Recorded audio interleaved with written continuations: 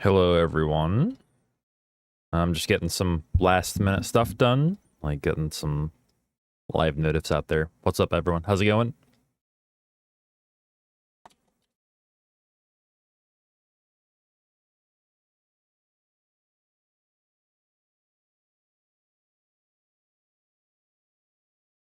All right, B-Sky notif is out.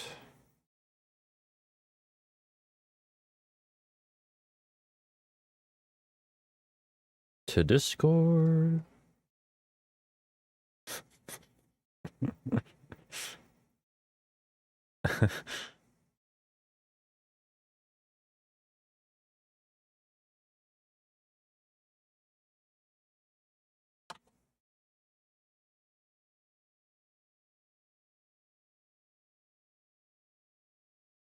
Okay, we are good. What's going on, everyone? Welcome to blank LA copy 18, 19, 2, 20, 3, 4, 5, 6, 7, 8, 9. .srm.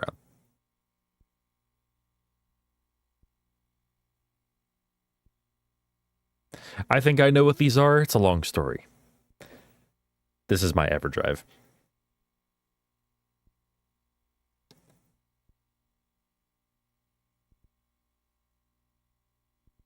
All right, hope y'all enjoy some runs today. I might do a mixture of like serious attempts plus like some commentary practice, since I am running this for hotfix on Friday. So, first and foremost, let's do some pit walk practice. No, this guy's got an Everstone. Booper's got an Everstone.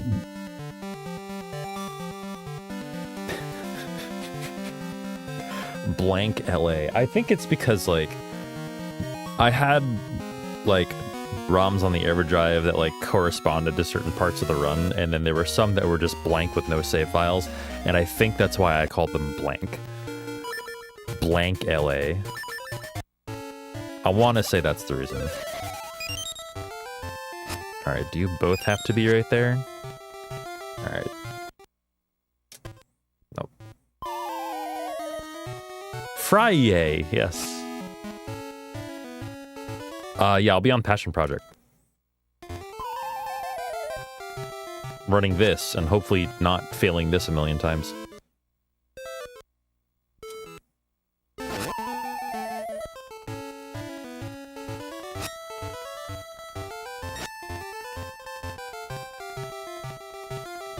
Can you get off that y-axis, please?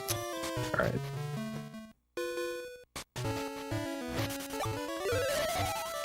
There's always got to be some motherfucker up there.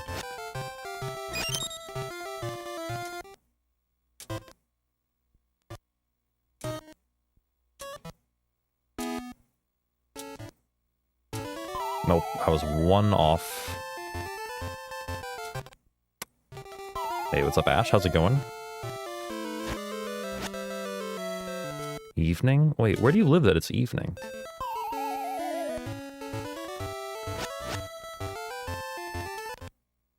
Unless, like, 5 p.m. is evening for you. In which case, For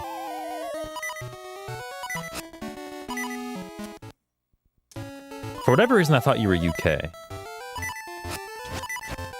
I don't know if there's any truth in that. Can I please buffer 1 frame instead of 2? Please? This just takes so much focus for me to actually pull off.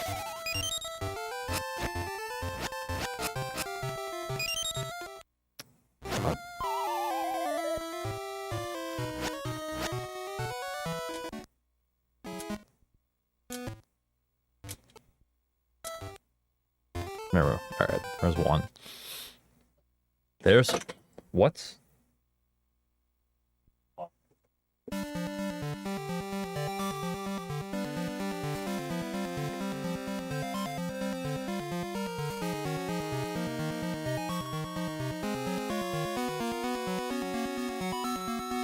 Shoutouts to controller wires. For fun. Whoa, they're both here.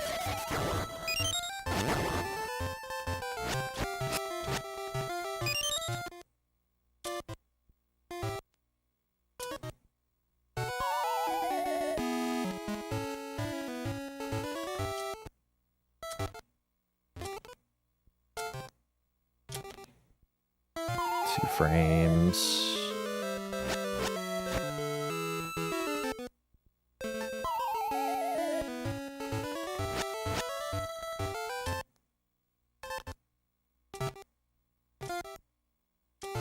Two frames.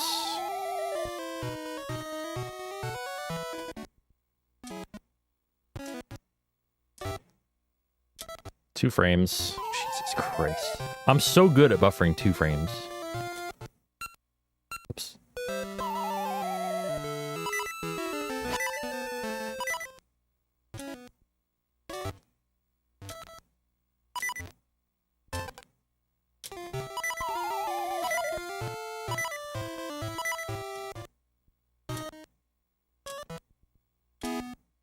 That's 2. Basically, for me right now, if I get this trick without dying, it's good.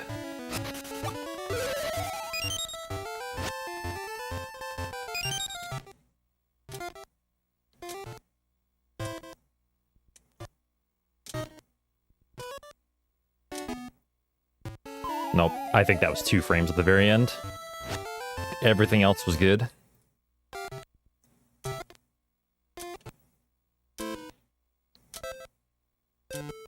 There we go.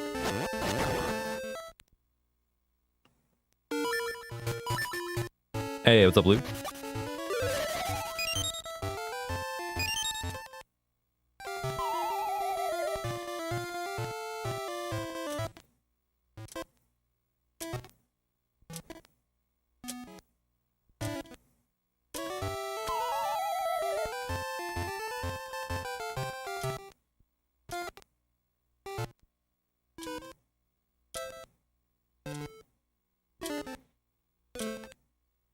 Damn it, 2 frames at the end. Jesus Christ.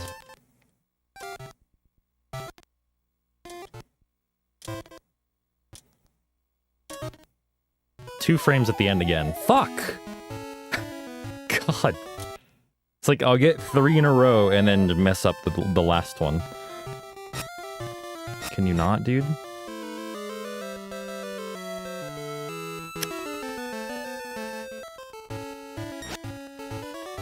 Yeah, there are other places to go. What time is it? Should be around 10 p.m. Alright, whatever. You know, it's enough how hard this trick is. I don't need these guys shooting at me.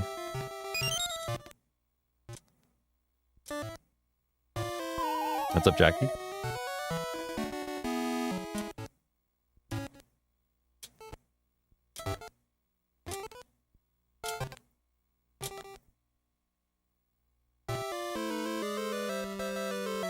All right, one more time.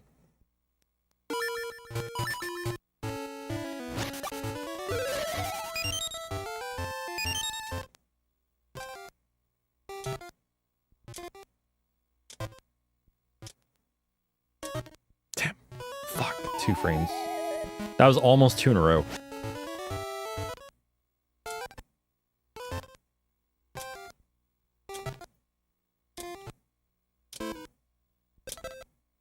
Alright, 2 out of 3 ain't bad. It's probably about as good as I'm gonna get. I'm actually kind of thrilled with 2 out of 3, to be honest. Alright, let's pop this in.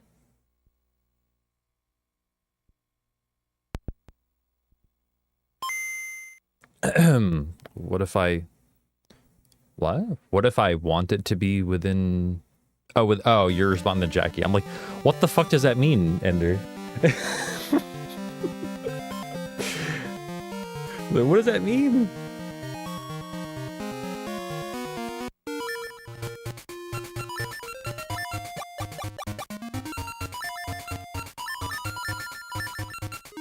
All right. Let's go. What's up, Wolf Moonins over on YouTube? Hello. It means you should read chat. Okay, real talk. I went back in my VOD yesterday to, like, figure out what was wrong with my auto splitter. And, let me just say, you know, I was observing, like, the way I was responding to chat and stuff at certain parts. Holy shit, I can't read. Like, real talk, I cannot fucking read.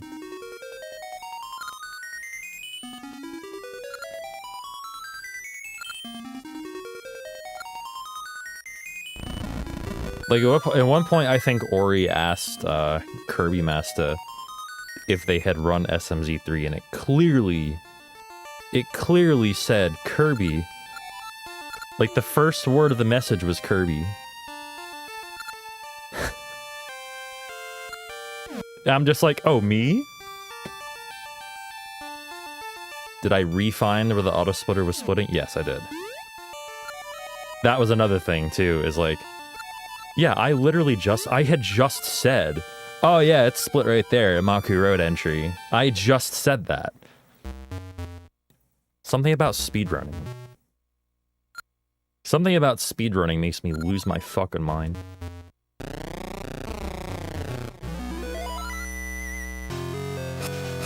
I don't know what it is. I did fix it, though. I'm pretty sure I did fix it.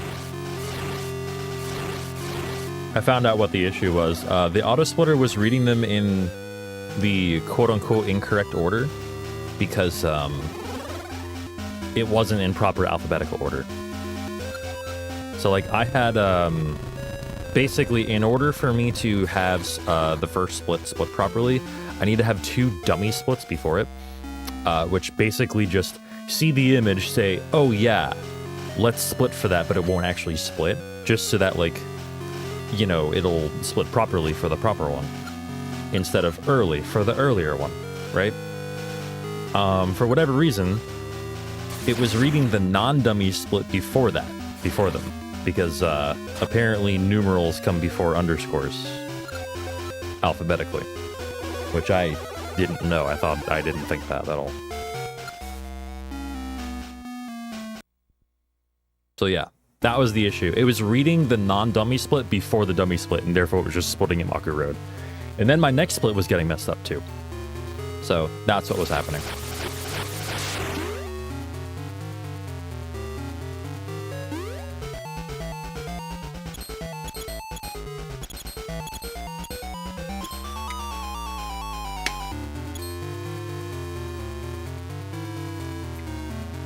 A through Z, 0 through 9. I think numbers come before letters, if I'm not mistaken, but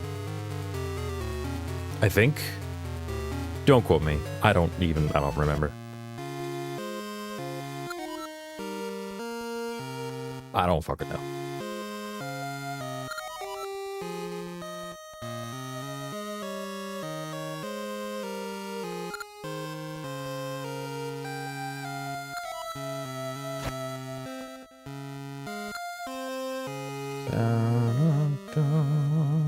God damn it, Jackie.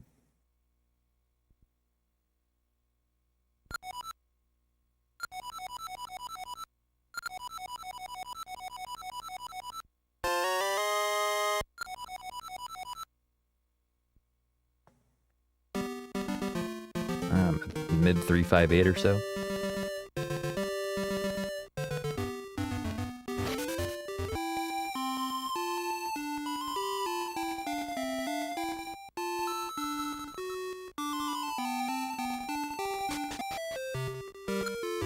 Yeah, mine doesn't. Mine doesn't because I know the quote bot would be more popular than me.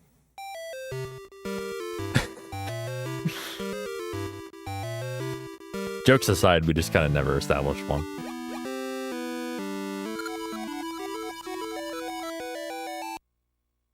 Wait, which line? The I can't read line?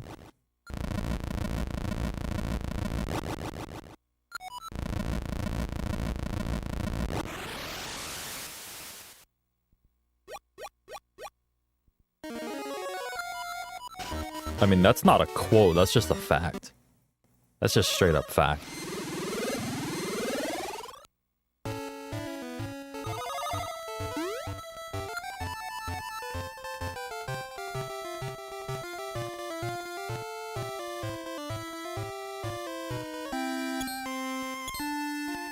It's a fact that got quoted.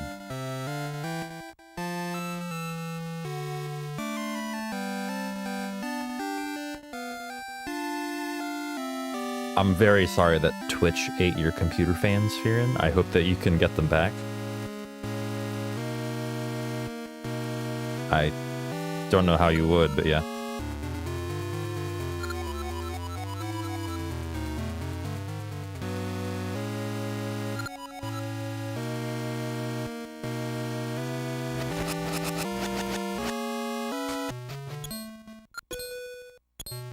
I worked a little bit on this intro minip yesterday. Talking like the extended minip. Not this, not for the rupee, not for the first rupee, but for the second 2 rupees in Maku Road. So we'll see how that goes. See if I can actually successfully do it.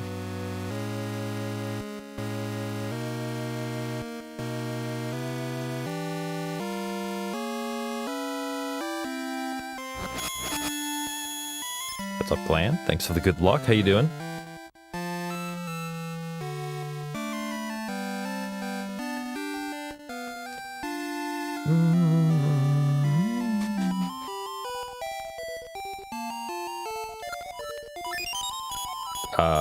Hey, buddy.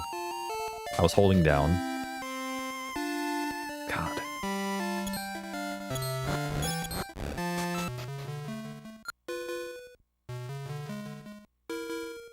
I don't think you can swing your sword in the shop. I should mash B there instead of A.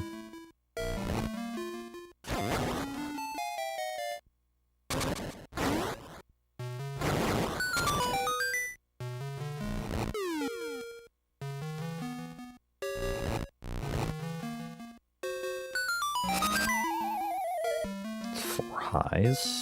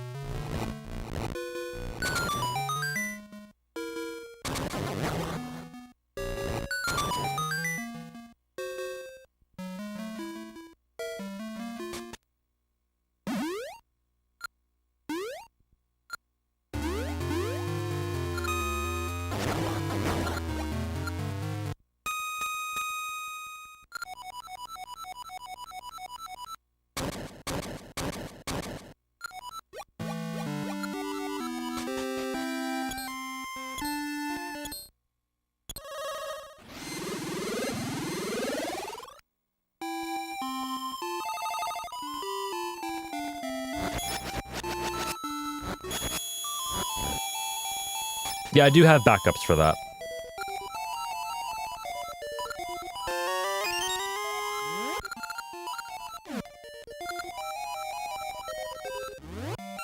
They aren't fast backups, but they're backups.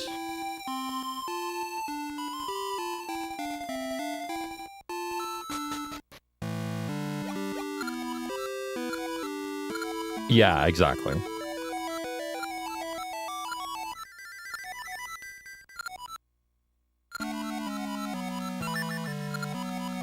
Yo, Sunwest, thanks for the good luck. What's going on? I am trying my best. Still kind of in D-Rust mode with this, but...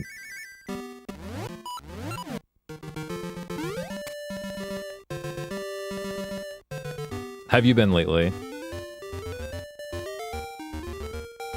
I didn't have any extra slashes, so just 2 here for a heart. Okay.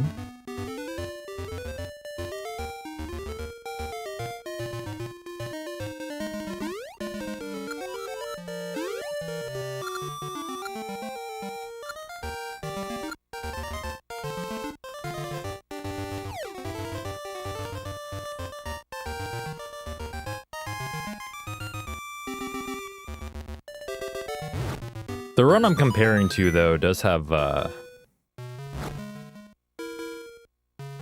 I died 3 times. Oh, shit. Okay, well. Apparently I was like a frame early for skipping the text there. So D1 RNG might be a bit weird.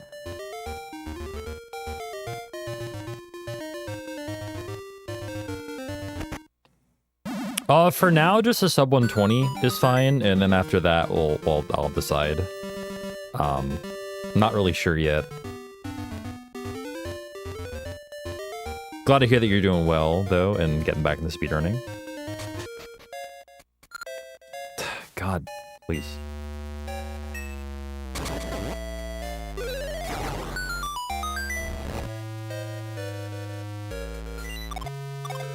Honestly, who knows? Maybe RNG gravitated back again. No, not quite. Still not bad, but not as fast as it would have been. Lost like probably 2 seconds.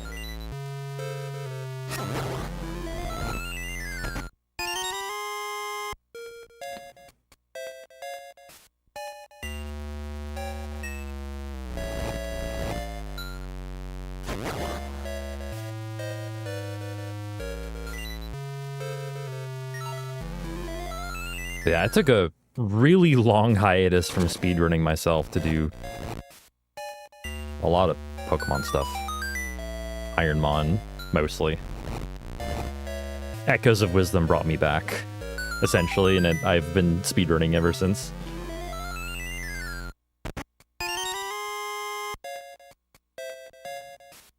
What, 2 seconds? So, ordinarily, wow. Ordinarily, with the RNG manip that I continue into D1, that ghost is a lot closer to me. But not this time.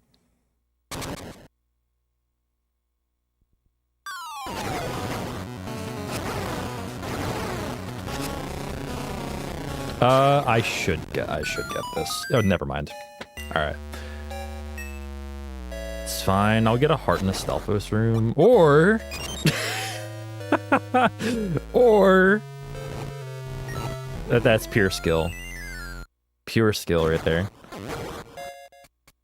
Incredible. Yeah, they really like flying away from you. It's kind of like... They're like... It's almost like they're programmed to be scared of you. Like when they spawn from a mini-boss. It's weird. They always fly away.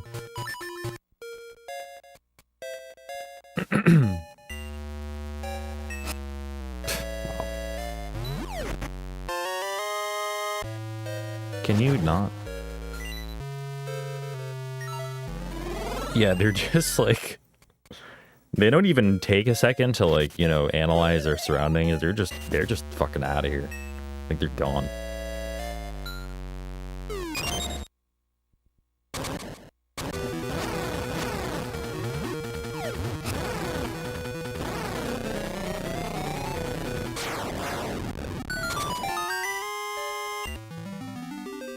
Okay, so we're gaining time because I didn't die. So that's good. D1 was one of my deaths. I died in each of the 3 dungeons that we enter, or that we finish, which is really funny. Died in D1, D3, and D8. So. Not this time.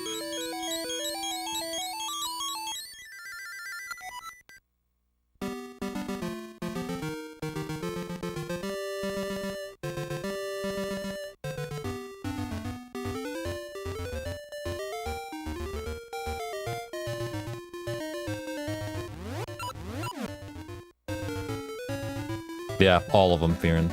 All sour notes.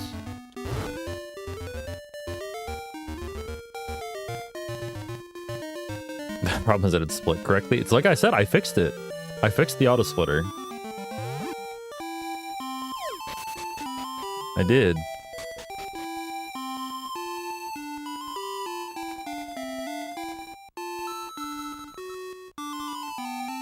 I got smart with the dummy splits. You can say. Yo, shout outs to synesthesia. I know a few people with synesthesia. Not including Fearin. Yo, thanks, Bear. Appreciate you. What's going on?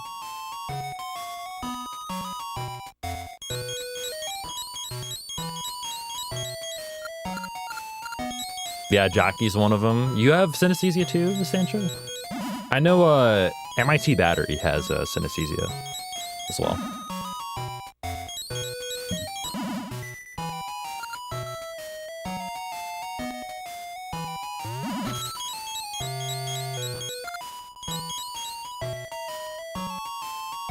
I don't want to speak for them, but if memory serves, I think they have like sound to color synesthesia. Like they can like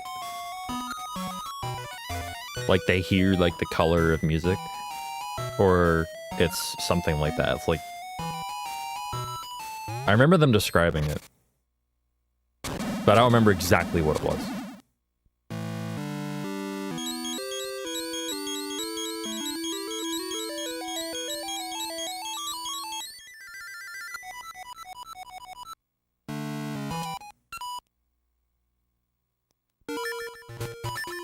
All right, we are coming up on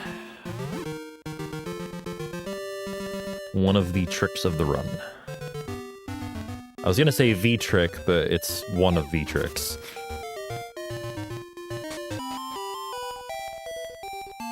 It's gonna be in about 2 or 3 minutes.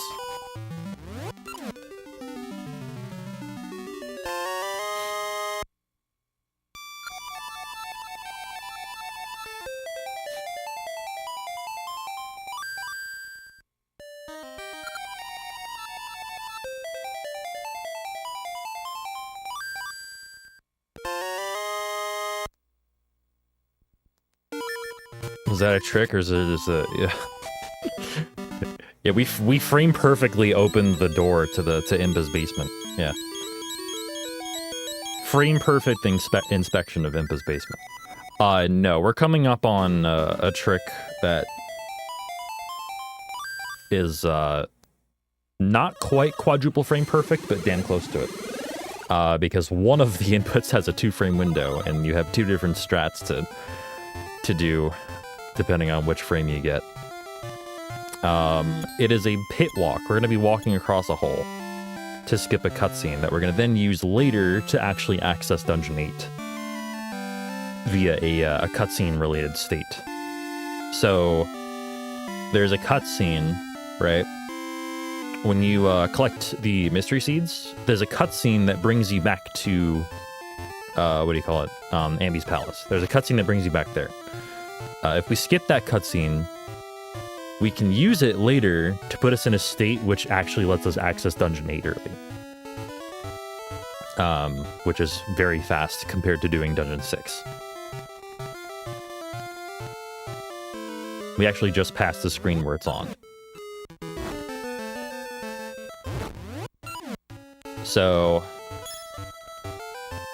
in order to pit walk, I have to alternate walking diagonally and cardinally every frame until I'm across.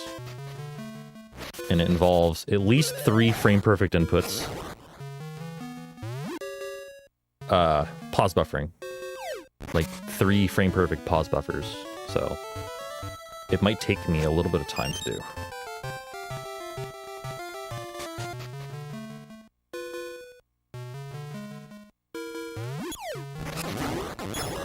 Get out of here. Killed every keys on the screen. Amazing.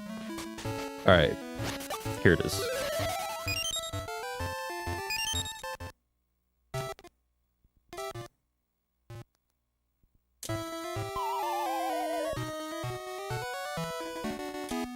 Nope.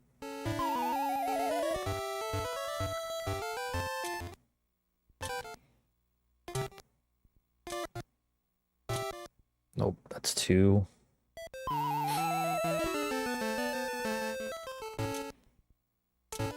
Nope.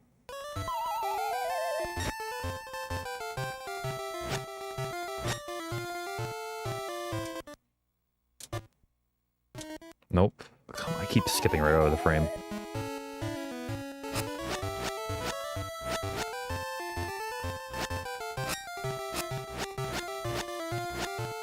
Brother, come on.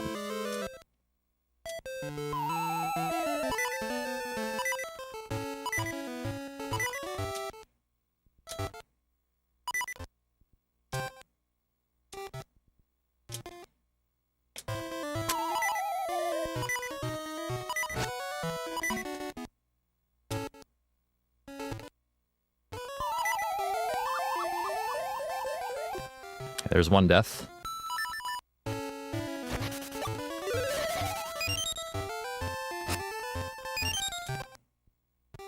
Nope. Wow, I really missed that.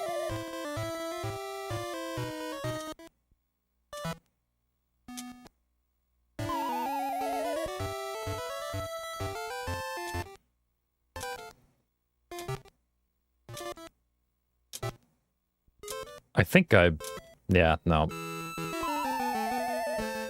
My third one was too, or third one? Third.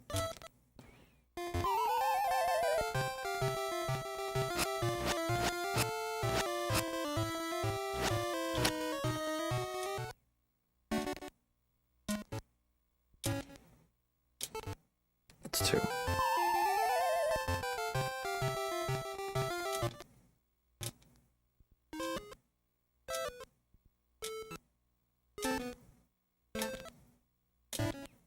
There we go. Okay. Oh, man. That trick is fucking toxic as hell. But we're out.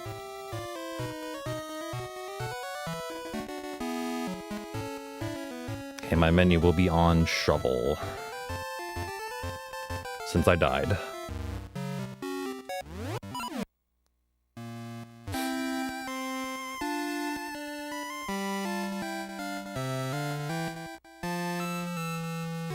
I would say so far that's been about average for like how quickly I've been able to do it.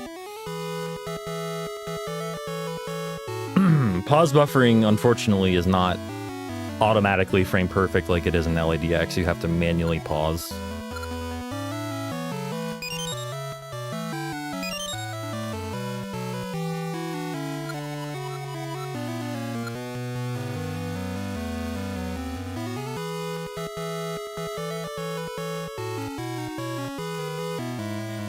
Can you explain what you're looking for when pause buffering? So for the first two pause buffers there, I'm looking for certain cues. I'm looking for linked position mainly. Like certain pixel lineups for the first two, and then for the last three, it's just I'm trying to buffer one frame, and like I can tell when I'm buffering one frame instead of two. Just based on how much Link moves. In some cases, Link's animation, Link's sprite animation. But yeah, it's hard to explain exactly what I'm looking for in terms of my cues, but for the first frame, I look at Link's hair. For the second frame, I look at his shadow. Just because it's the easiest things for me to look for.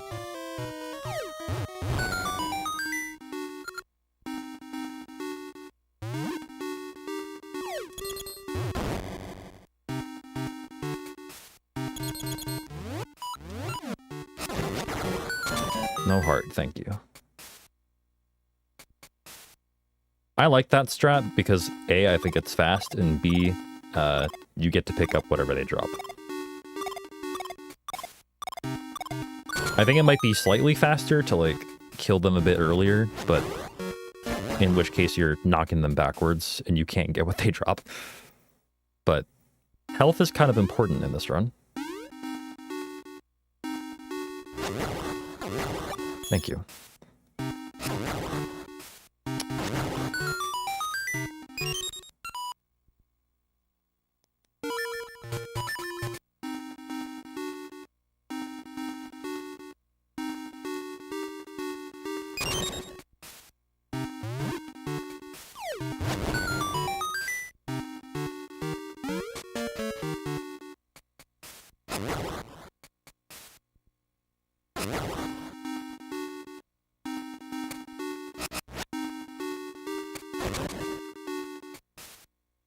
tried.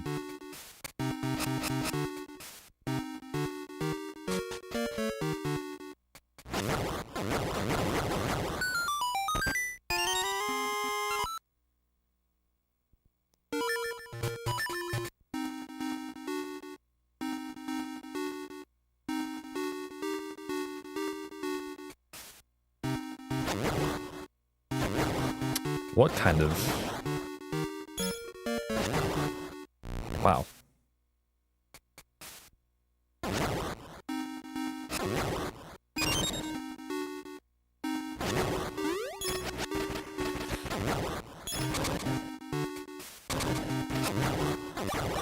Nice fairy, okay.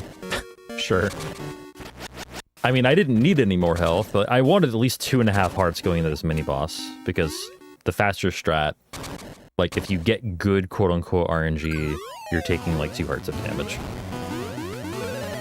Usually.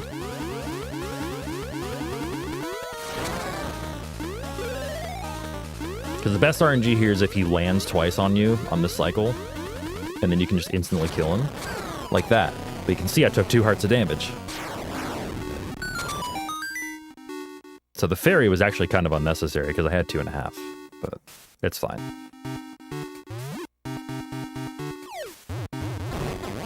Got him.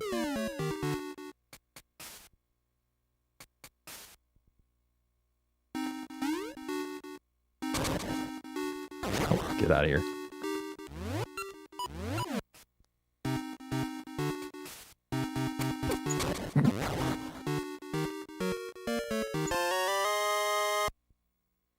I pressed reset. Okay.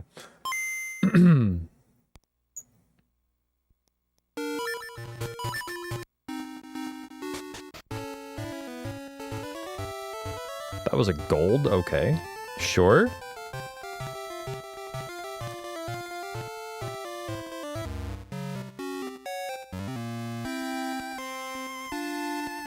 Alright, coming up is D2 skip. So I hard reset to RNG manipulate this whole part here.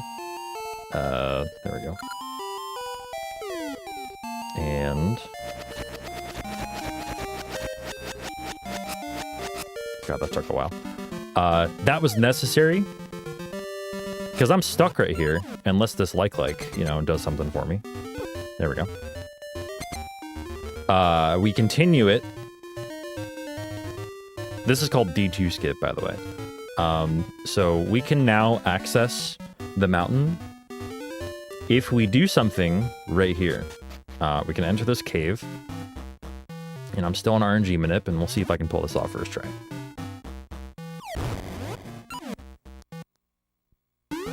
Nice. Okay, so bomb boosted, shield boosted from the Moldworm jump over there. That is not supposed to be a possible jump to make.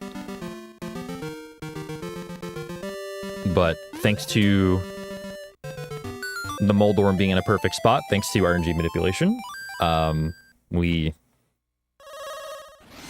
are able to make that jump and go get Pegasus Seeds, which lets us actually completely skip Dungeon 2. We actually don't finish every dungeon in this run. In fact, we only finish 3. We finish 3 dungeons in the run.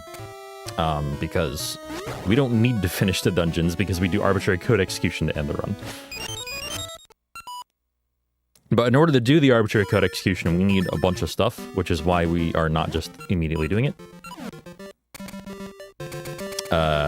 It all ends with the Tune of Ages, and to get the Tune of Ages, we need to complete either Dungeon 6, Dungeon 7, or Dungeon 8, and we are going to complete Dungeon 8 in this run.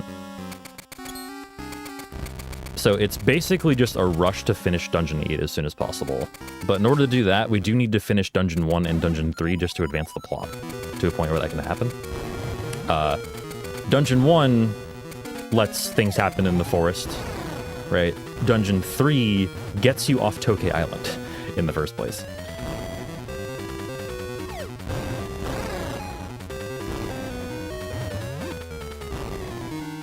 And we visit Dungeon 4 for the Switch Hook only. We visit Dungeon 5 for the Cane of Samaria only.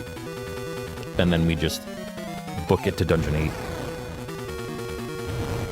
Finish Dungeon 8, get the Tune of Ages, do the arbitrary code execution. And that's basically the basis of this run. Oh, that was fast. Wow. Okay.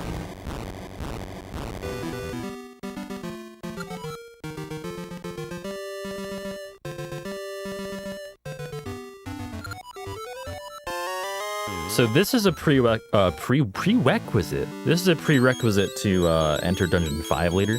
So we might as well do it while we're up here. Getting the bomb flower to... It's basically part of like the exchange quest to get the D5 key.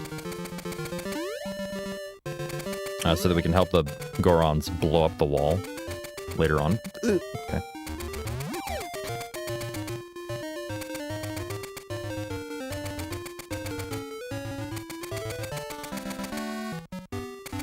Yeah, when it's over, exactly. Such a good answer. When it's over.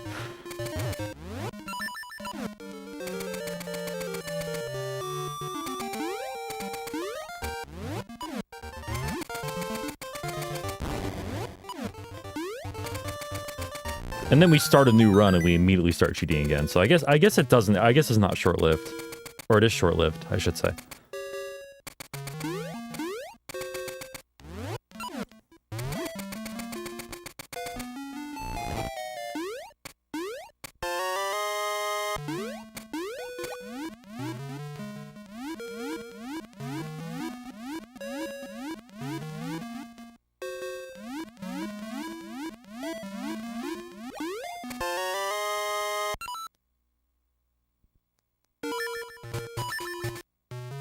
It can't be overstated just how much time save I have, by the way, like, for the rest of this run. So, like, just because we're 45...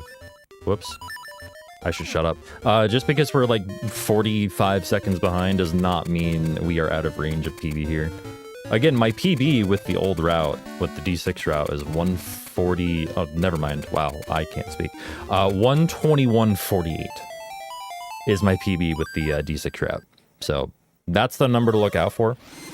And we're only 12 seconds behind that with a run that died 3 times. And that 121.48 was pretty good. Like, it was actually a good run. Make no mistake. Like, the D8 route saves, like, somewhere between 4 and 5 minutes.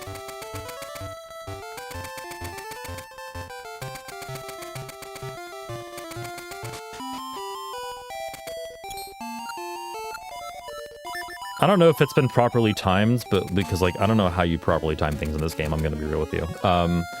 But, like, it's, it is somewhere in that ballpark. Prerequisite?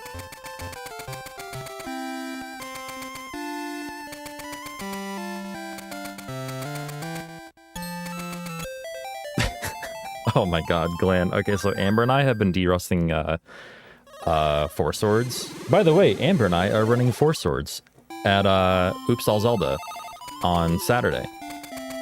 So don't miss that.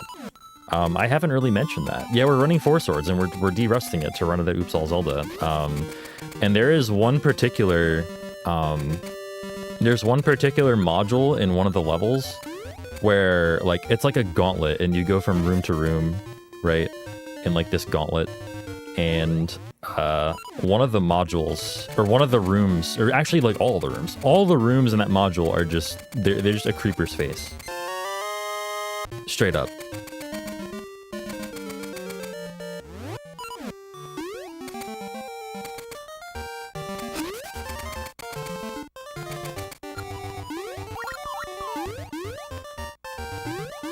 Saturday at what time? Should be around 6:30.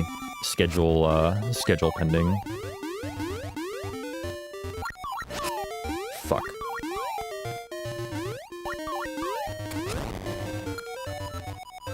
Alright, so in order for us to use the raft to actually, like, you know, get shipwrecked on Tokay Island, we need this.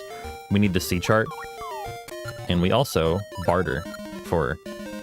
I don't remember what exactly the requisite is for getting these seed satchel upgrades, but all I know now is that we can carry 50 seeds. I need to brush up on exactly what that is. I forget what it is that we get that makes Tingle offer you the seed satchel upgrade. because it's been a long time since I've played in English. 3 types of seeds. So basically getting Pegasus seed. Yeah, Pegasus seeds, mystery seeds, ember seeds.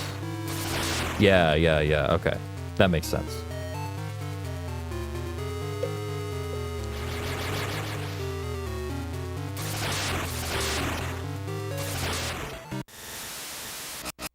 Wait, what, Glam? There's an Amogus in the Link to the Past lamp? Why have I never noticed this? Are you sure? That's big if true.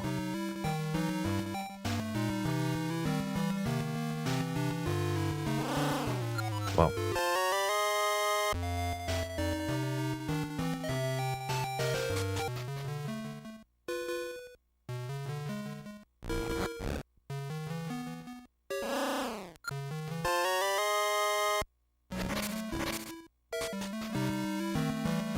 The flame in the lamp icon is an Amogus.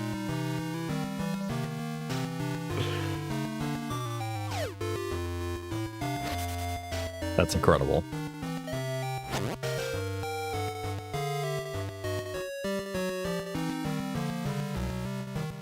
Okay, so my health isn't too bad. We're gonna get a free heart in a minute.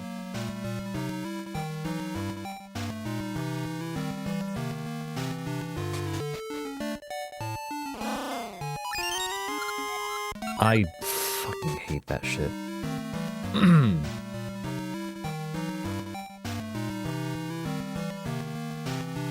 Just mashing there can, like, even if you mash, like, properly, can cause you to talk to the Tokay again. It's maddening. Because there's, like, an in-between text box frame where you can just press A. Very annoying.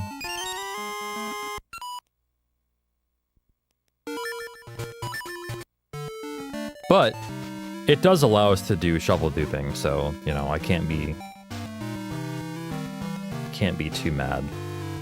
We're gonna use that frame to our advantage right now. We're gonna pull a bomb on that frame, and it's gonna cause us to not quite collect the shovel, but you'll see.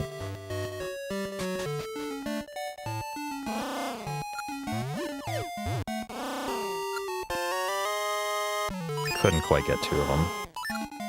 There we go.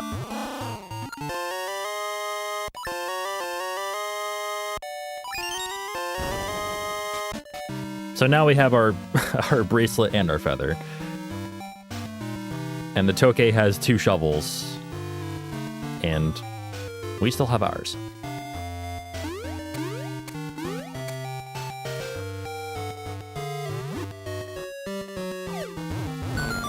There's our free heart.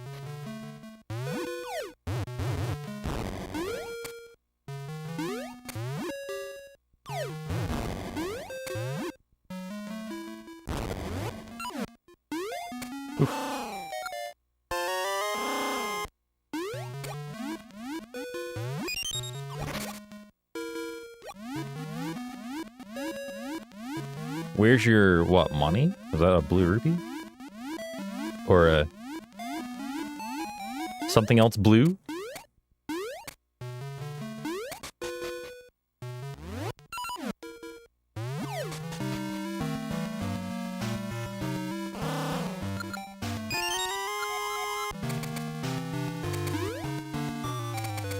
Also, Gasha seed. Oh.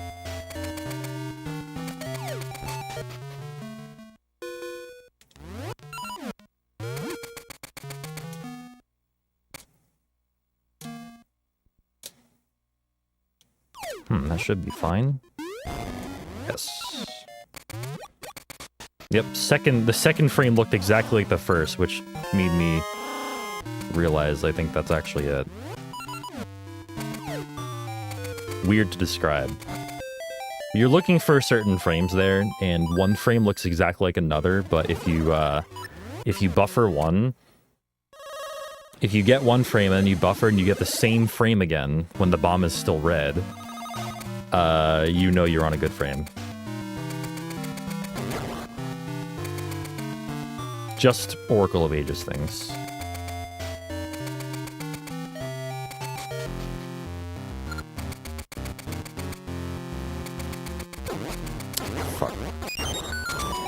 All right, welcome to D3, where 95% of it is manipulated, hopefully. That's not the right fucking item.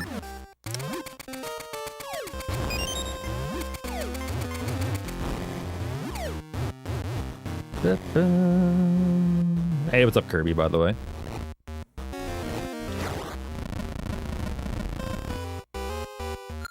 No, it's just like real life, Glam. The present is yellow and the past is brown. It's like shit brown. Everyone knows this. It's either shit brown or black and white.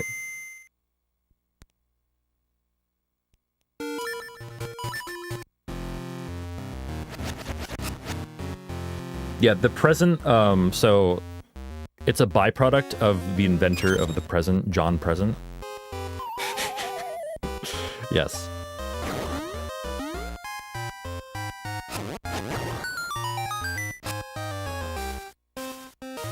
Alright, I do need to focus for this manip now.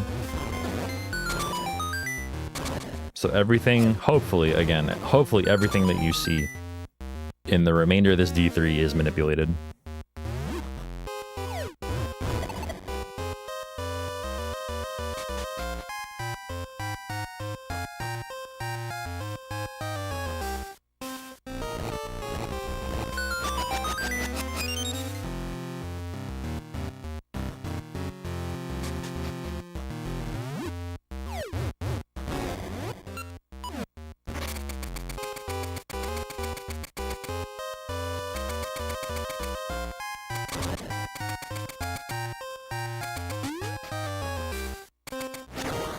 What's up, Xander?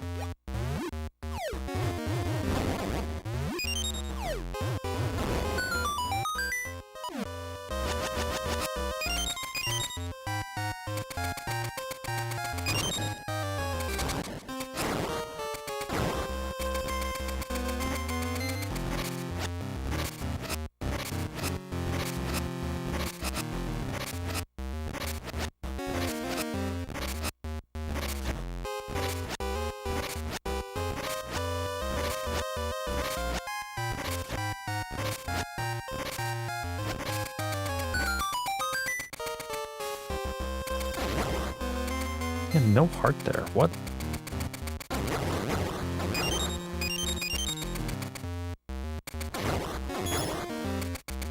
I wonder why that happens.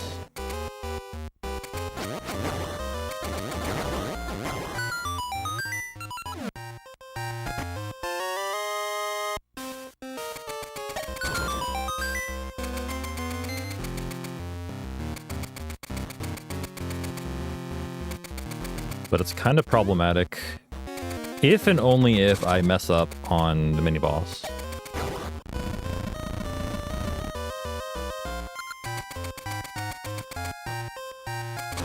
Which is actually exactly what happened in the run I'm comparing to, so. Like, a very similar situation. So, hopefully this time we can not have that happen. I overmashed is what it was. I overmashed and messed up the RNG. And got hit. Hopefully this time that won't happen.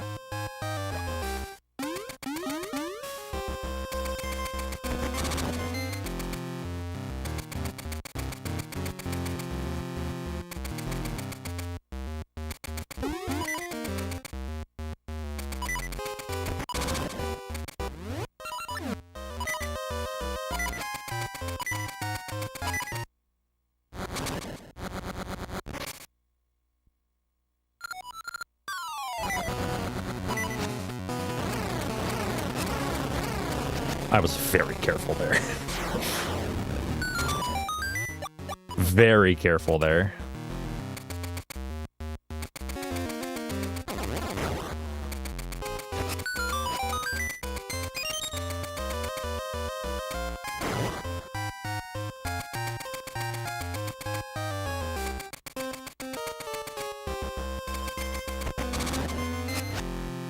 That was 3, right? Yeah.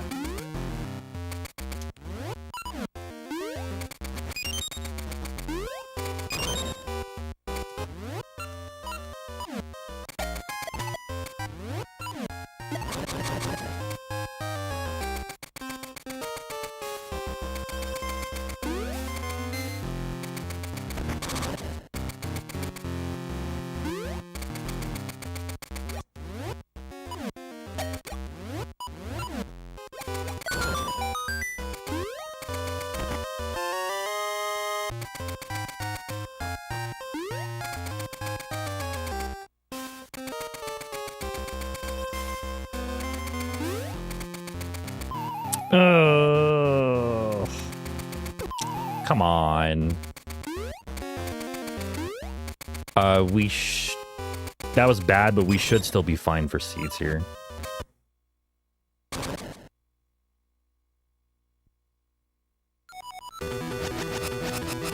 Yeah, we're good. Okay.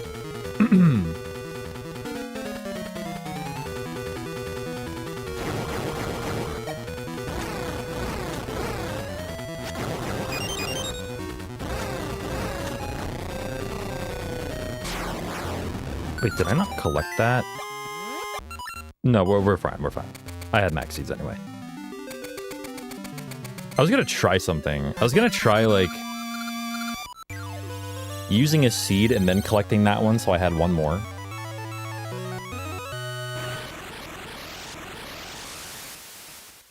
But it goes away. It despawns too fast. Can't do that. Maybe if I hit him and then, like, before I get the last shot in, I equip and use the seed. I don't know. It's weird. It's probably not worth doing.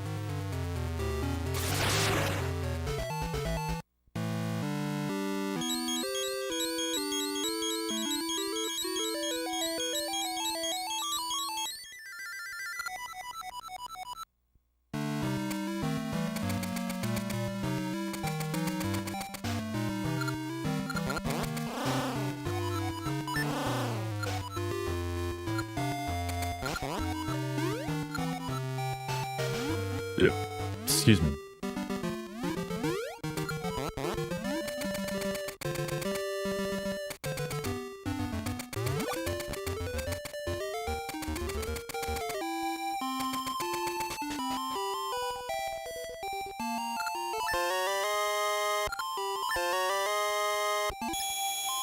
All right.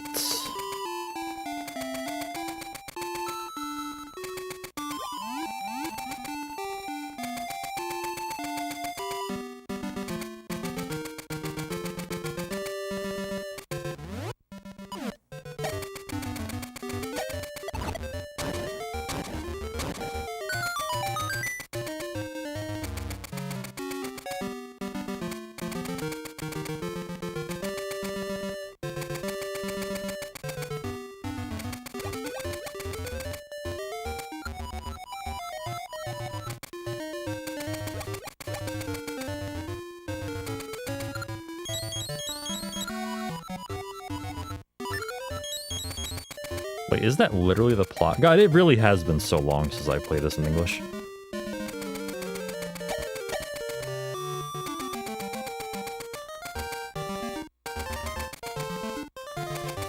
I don't remember that being the plot.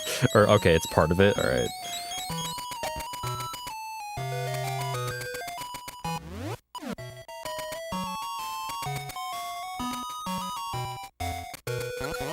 Yo, what up?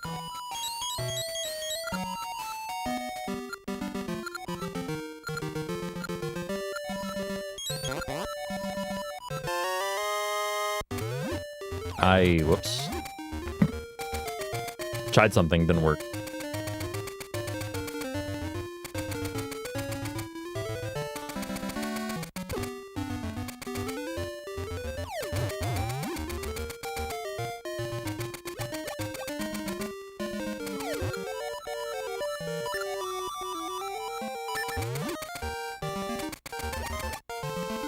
Hey, Star, what's going on? How are you doing?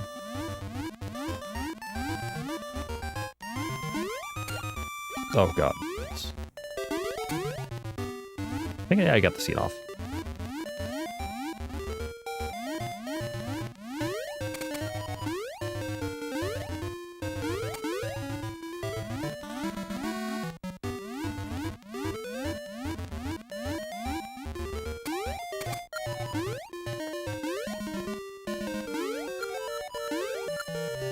Yes, I really hope people who, like, expect good commentary out of me don't expect me to talk about this game's plot.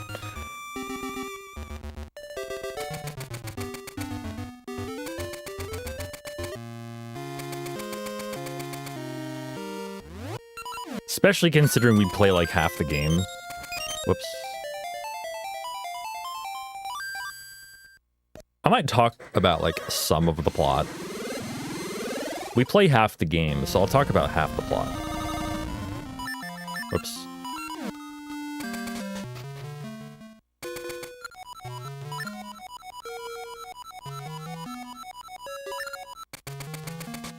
Just ad-lib the plot. Like to the music? It's not that I haven't played this game casually. I played it in college. And then, like, every other playthrough besides for that has been a speedrun, and, like, I either don't read the text or I'm playing in Japanese. Like, there was a period of time where I did run this in English, because, Ace was, like, only possible in English at that time, or only thought to be possible in English in that time.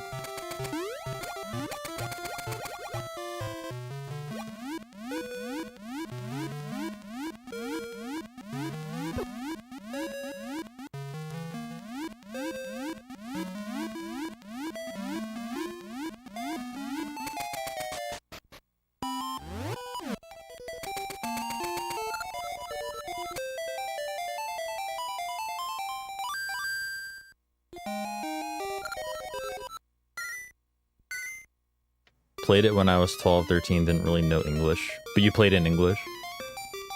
How's how you doing, Gilly? What's up?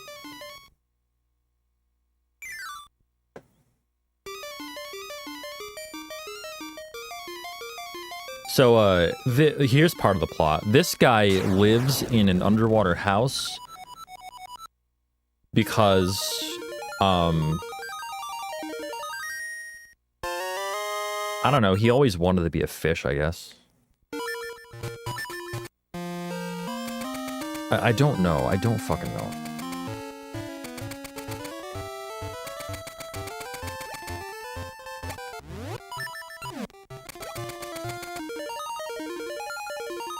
Life goes swimmingly for him. Okay, we discussed this last stream, but like, how does he leave? How does he get out of whatever that is?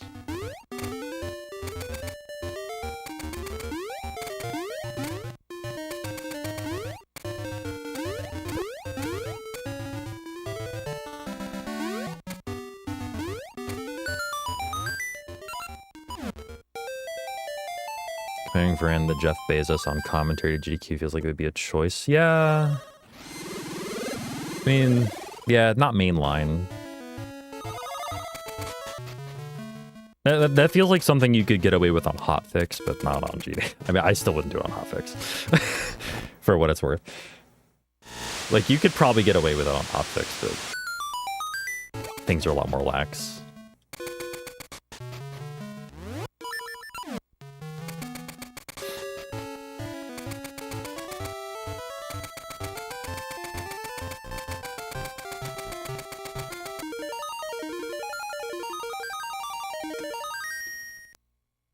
I need more coffee.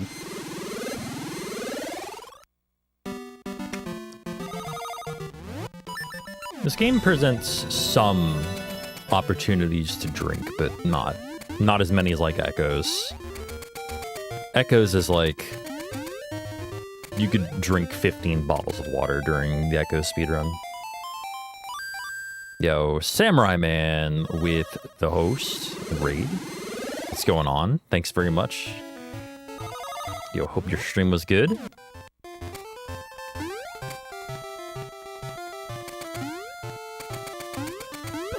Ow.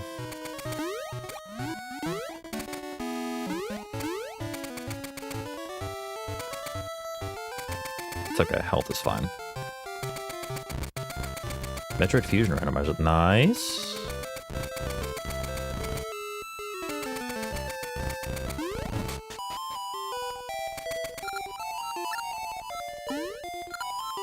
Thanks for the good luck. This run got off to a really rocky start, but like, I didn't die in D1 or D3, so it's better than last time.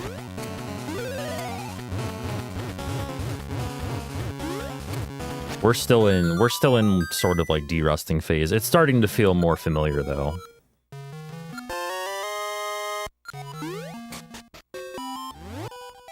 For sure.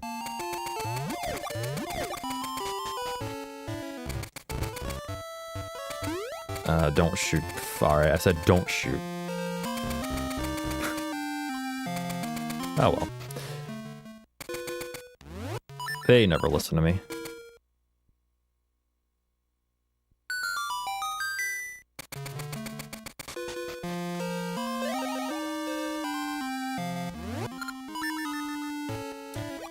Blah, no, no, no, no, no.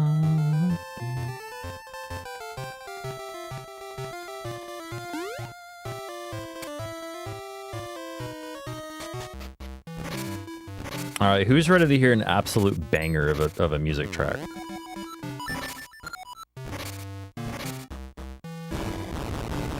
That's right, y'all. I'm talking about Crown Dungeon.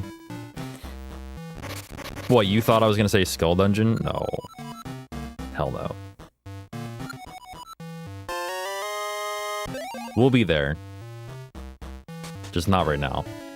We're going to get the cane first. I think it works out better for menus. Or something. Cool. I've never seen that guy drop a scent seed. That's interesting. Right, it is fewer age transitions. That's right, yes. Whoops. It might work out better for menus, too.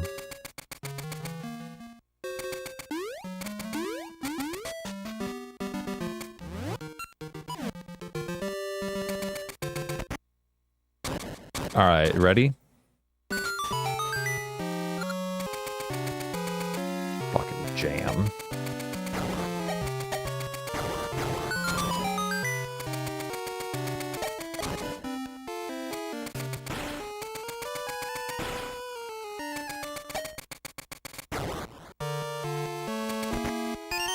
Let me back in. Okay.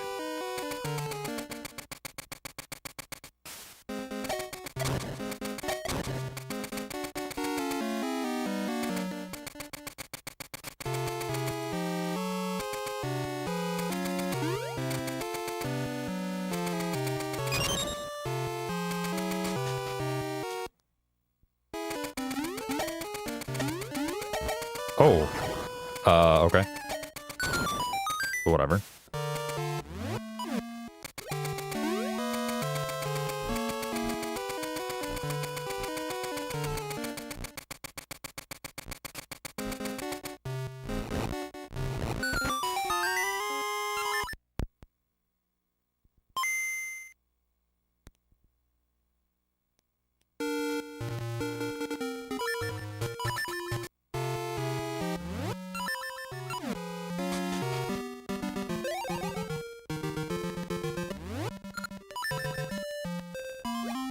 What block puzzles?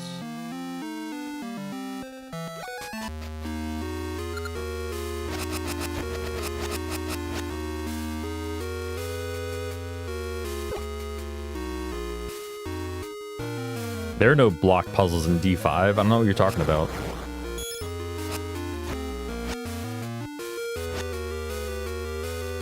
I bet next you're going to tell me you like the D5 boss. Everybody knows D5 doesn't have a boss.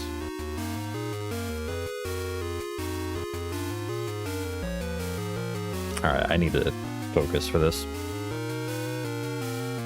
In all seriousness.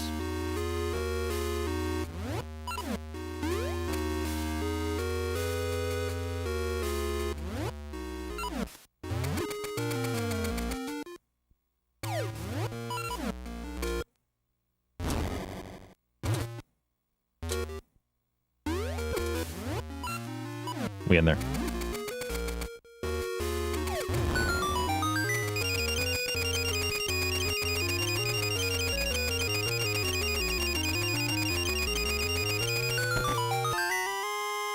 We in there.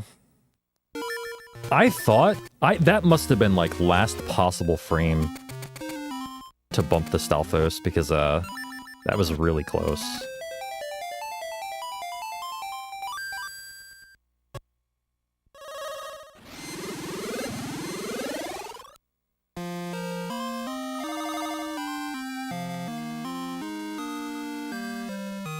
Like, you have a 4-frame window for that.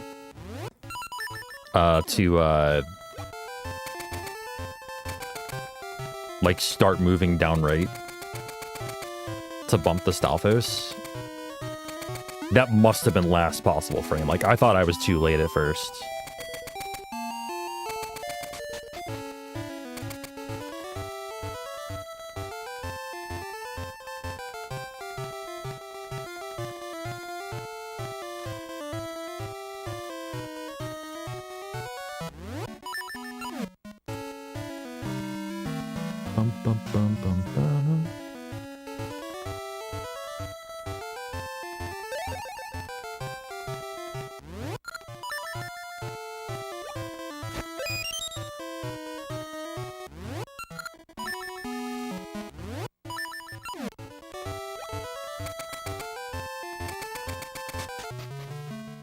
Okay, so remember the cutscene we skipped earlier with the pit walk?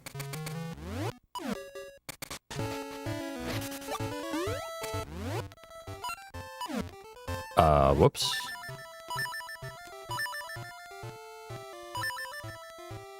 What is going on? There we go. No, this is reversed. Yes, okay. Or was it? I don't know. Either way. I don't like the fact I got shot there. Yeah, this is correct. Yeah, harp should be on A. Okay. That was really bad. I don't know what to say about that. Menu moment. Game Boy Color menu moment. Oh, man. So yeah, we're in a cutscene state right now that allows us to just pass right through. Pass right through that whirlpool.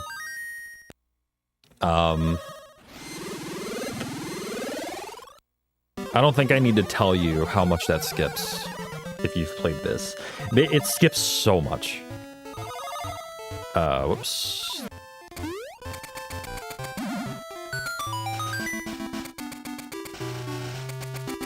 Yeah, so I was in a state right there where I couldn't open my menu or enter any buildings or, like, submap transition at all. Oh, please. Okay. My health is a little iffy here. Oh, really? Okay, seriously?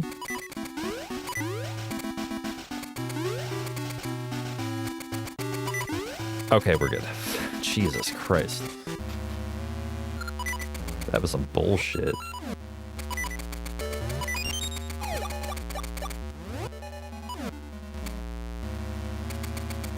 You are right there, huh?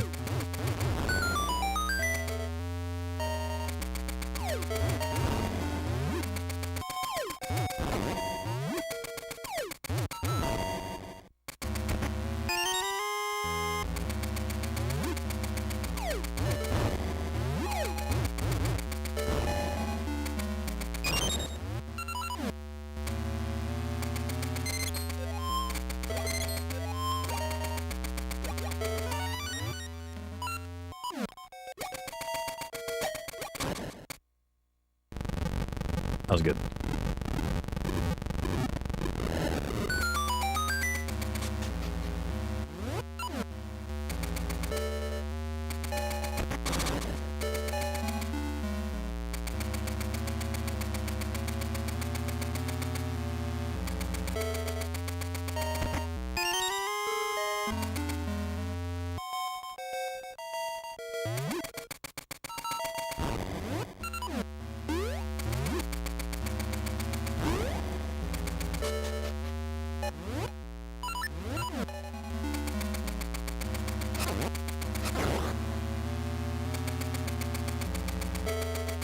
True Google.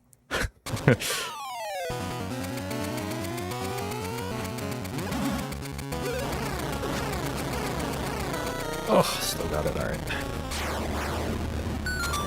right. Hey, fucker. Where do you think you're going?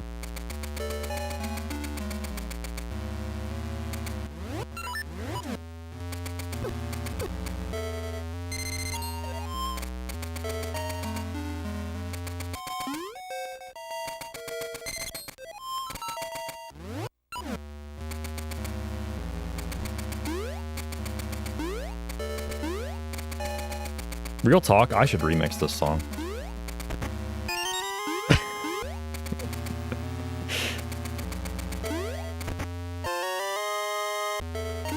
Dude, I can drop the sickest fucking bass based on this song.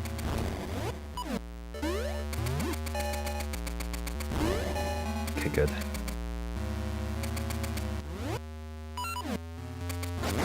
Let's face it, I'll probably swear too, Kirby.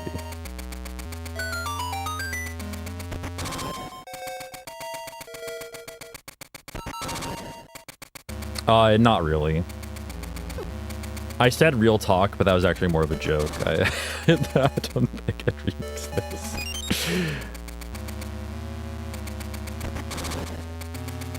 Even if I did still do remixes. Can you not, dude? Oh my god. Wow. That's really trolly from them.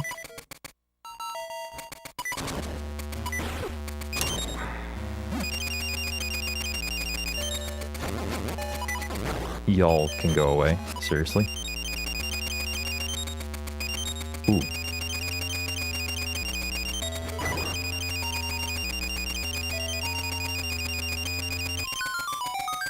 All right. Panic over.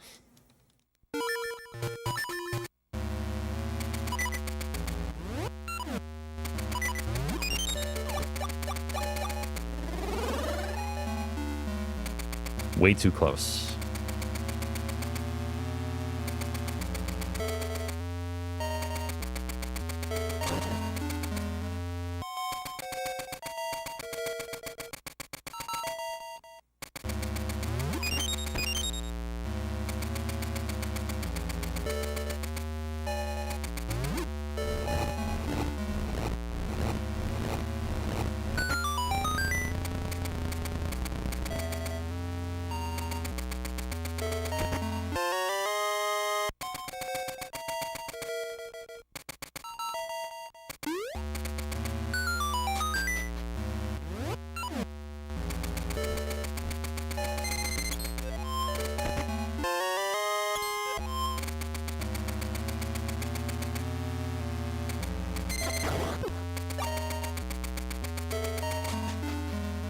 Yeah, health is a resource, right?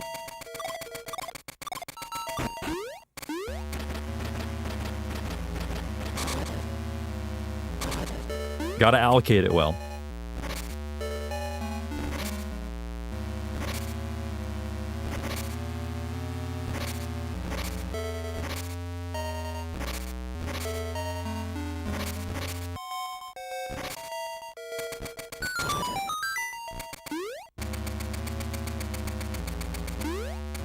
Whoops, I don't know why I didn't jump there.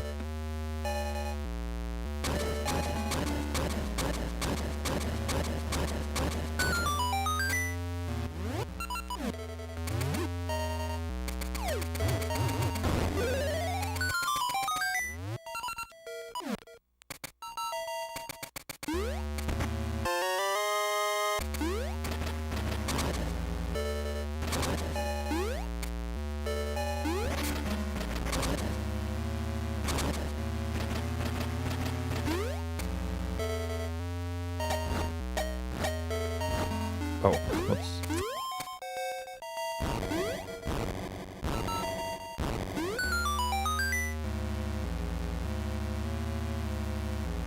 Bud. That's my staircase.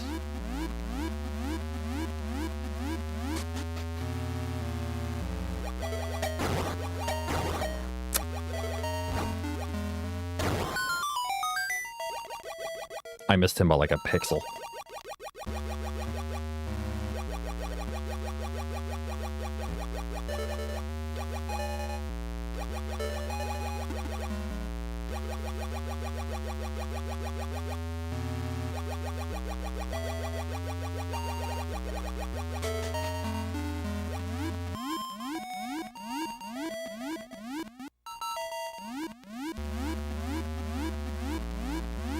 Like quicksand ring? Where's that coming from? Don't tell me, wait a minute. Don't tell me that counts as quicksand? The water pits?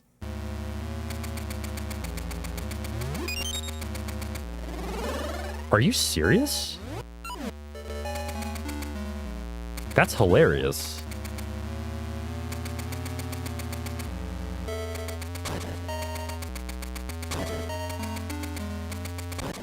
Nice. Wow. That is definitely some randomizer knowledge if I've ever seen it.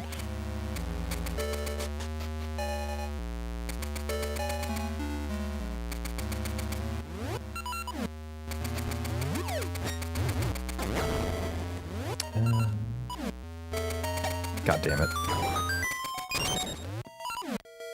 You would.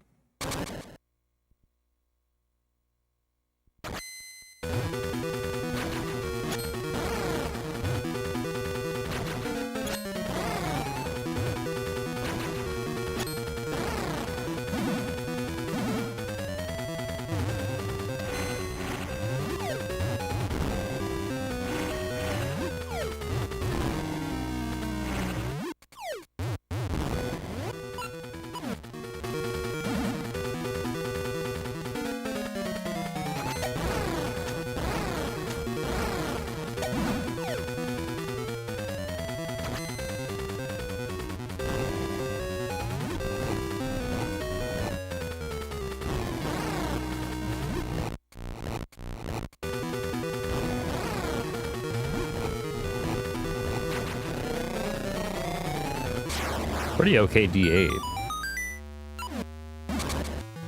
Like, that should gold. That's like the first, like, actually okay one I've had in the run.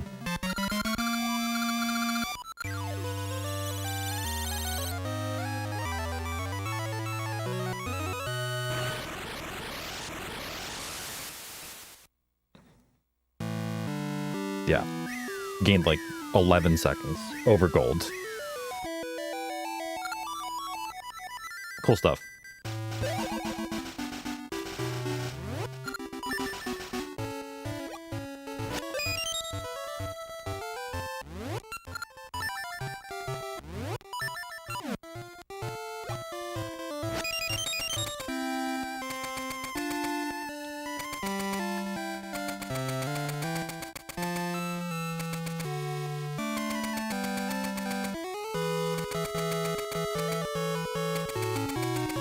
I need to look into whether it's faster here to equip Feather.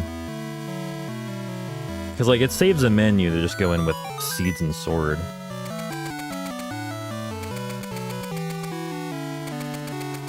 I don't know if it's worth to equip Feather to get over to stairs and grass and stuff. If anything, it's, like, just barely faster to do Feather. But if you need Ember Seeds or the Scent Seeds, it's just better to equip Sword, I think. Or just keep Sword equipped.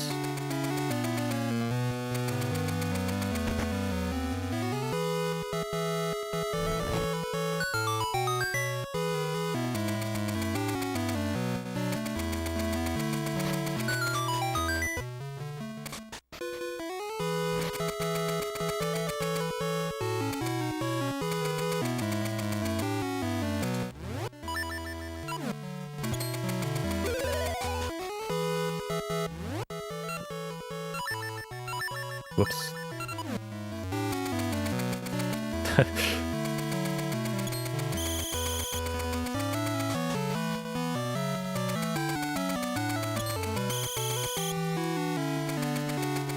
Yeah, this actually is the final boss of the run.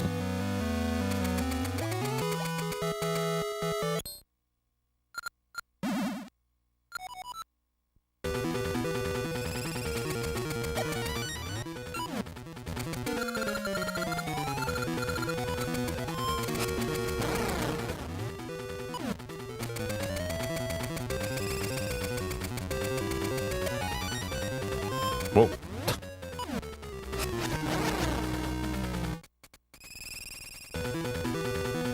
Wow, no warps? Or no extra warps, I should say.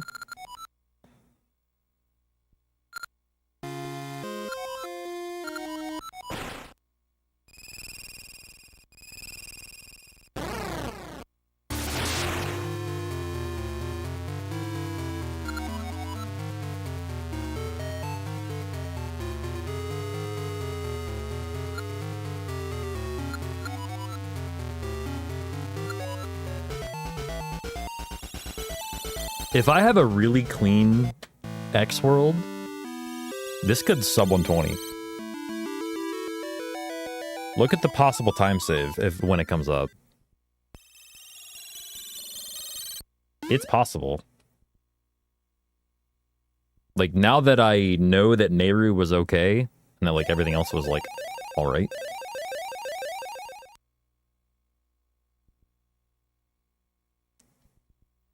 That'd be something.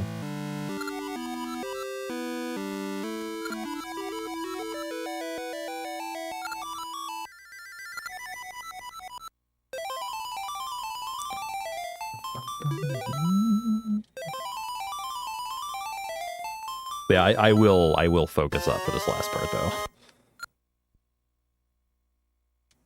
If anybody wants me to, I'll explain it after.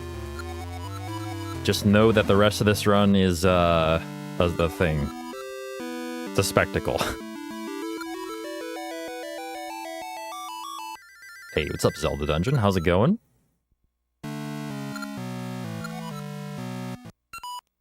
Okay.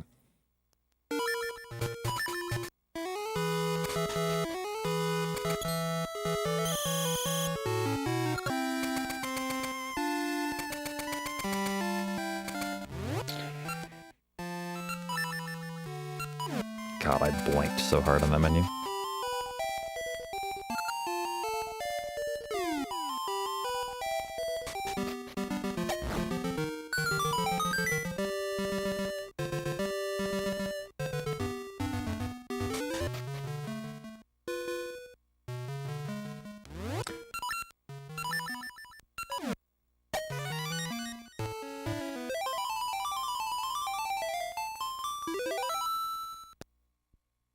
Nobody panic. Nobody panic.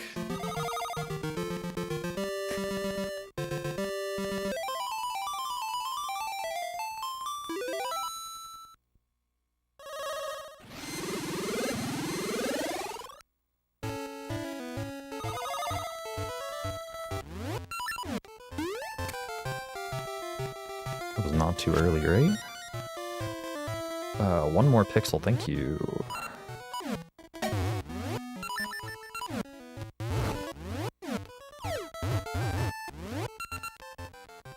Oh, baby! 119.56. Let's go.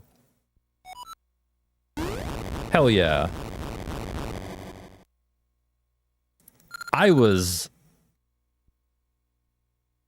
very worried I had started moving diagonally too early there.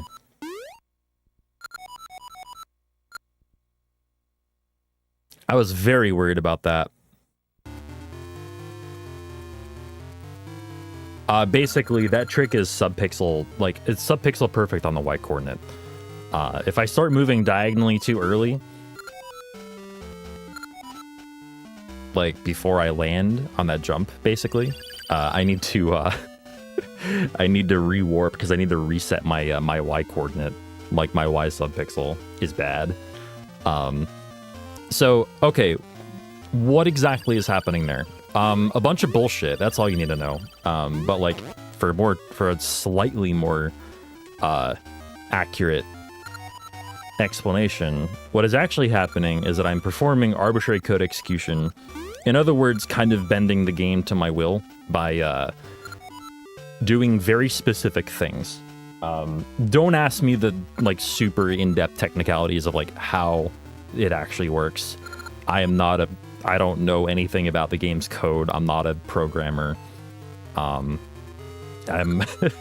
basically, I'm the race car driver, not the engineer. But I can kind of explain what's going on. So in order to actually do that, like I said before, we need a bunch of stuff, right? We need a bunch of stuff. We need basically everything that leads up to us getting the Tune of Ages from Possessed Nehru. So I need to complete either Dungeon 6, 7, or 8. In order to get to Dungeon 8, or 7 or 6, basically, I need things like the Switch Hook, the Cane of Somaria, and the Cane of Somaria also helps us in the Ace, but I'll get to that. But yeah, there are a bunch of prerequisites to enter X-World in the present, or rather in the past, in the first place. Tune of Ages is the last piece of the puzzle, basically. And once I get there, I'm moving in a very particular way, and like lining myself up on certain pixels, moving pixel perfectly, basically, including my subpixel, which needs to be consistent. Hence the kind of like weird movement with the feather and stuff like that. That was all for subpixel manipulation. So once I get to a certain spot, right, on a certain map tile, or on a certain tile, what X-World is, by the way, is it's overworld tiles on the, here, let me see if I can actually demonstrate this. Actually, let me see if this works the way I think it does. So if I were to visit that screen again, I'll show you what's going on the map. And I think that'll make it clear what's actually going on. I need to work on these menus. Endgame menus are a mystery to me still.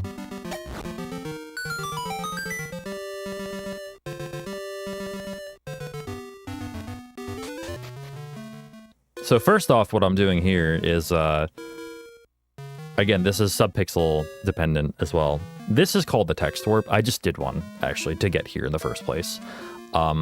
It's when you activate a text box and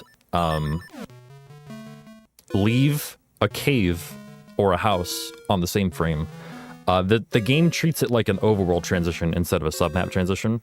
In other words, it treats it like you are in the overworld. You know how when you like transition screens in the overworld that just slides over, right? Whereas a submap transition, there's like a fade out and a fade in of a different area, of a different submap, right?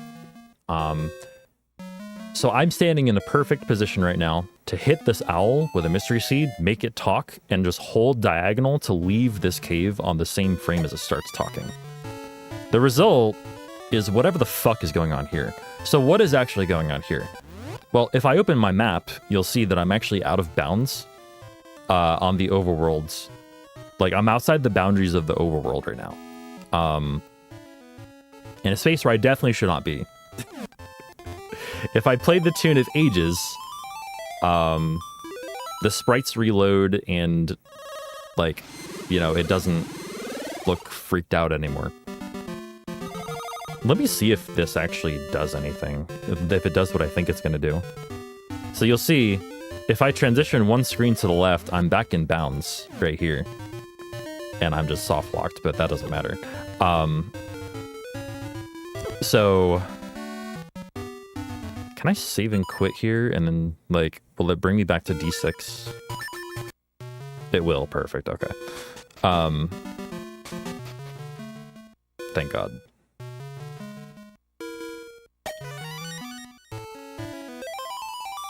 So you may have noticed, before going to fight Queen Ambi, I pressed all the switches outside the castle, entered a certain screen, entered the underground screen, and then just left. Right? I did that for a reason. I didn't, like, forget where I was going, and then just entered the castle via something called guard skip, which is when you use a scent seed and, like, distract the guards in just the perfect way. So you'll see, like, I'm still in X-World, like, when I transition vertically, but now I'm here. Instead of, like, I've wrapped around, basically. I've gone north 2 screens. That dot that you see right there, that's where my last warp was. 2 screens below where I am, but I've wrapped around to be, like, on the lowermost row. So if I play the tune of Ages here, I'll be in the past version of X World.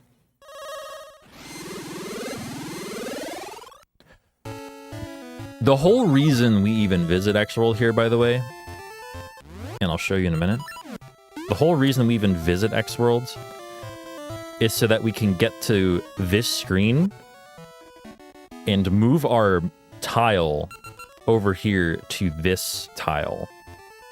This is the tile right here that I'm gonna press A on to finish the ace, to execute the code, essentially. Which, by the way, is tied to my file name. You'll notice when I start a run, my file name is something weird. It's kind of like gibberish in Japanese. It's like, I forget exactly what it is. But I don't speak Japanese. But just know that it doesn't make any sense. Like in Japanese, it doesn't make any sense. Yeah, it's a Japanese swear, yeah. So this tile right here is the tile out of bounds on the overworld map that corresponds to the underground screen that I visited before entering Queen Abby's palace. When I pressed all the switches to move the blocks out of the way, this tile is the tile that I unlocked by doing that.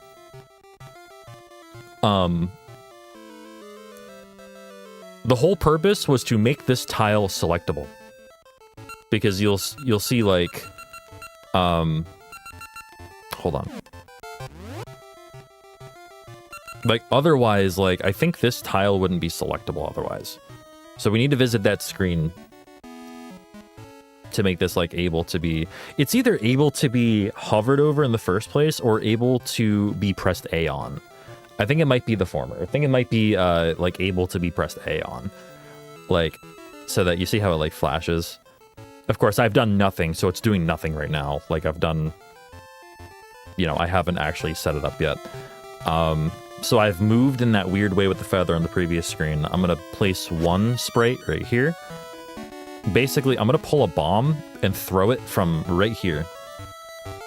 And I need that bomb to be on a certain Y coordinate, which is subpixel perfect. But, like, I am in the correct spot right now to throw that bomb. But I also need that bomb to be the 5th sprite on the screen. So the Samaria block is 1. I fire a Mystery Seed, drop a Scent Seed. That's 2 and 3. Drop an Ember Seed, then the bomb. Very important to do one, then the other, and not both at the same time. So I can't buffer BA. I have to, like, slide from B to A, like that. So now the bomb is the 5th item on the screen. I throw it up and select that tile.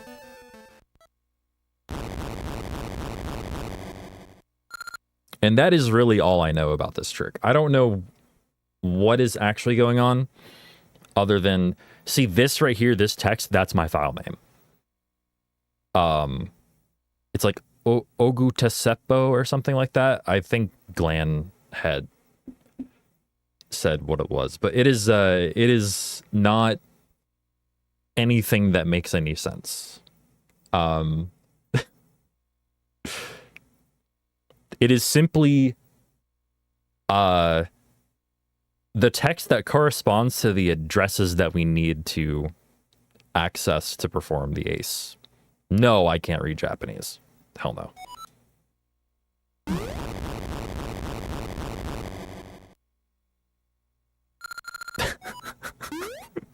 Like, it doesn't make sense to me either. Don't worry about it. Like I said, I'm the race car driver. I'm not the engineer. I just know that it works and how to do it consistently. I don't know why it works the way it does exactly. And I will not claim to.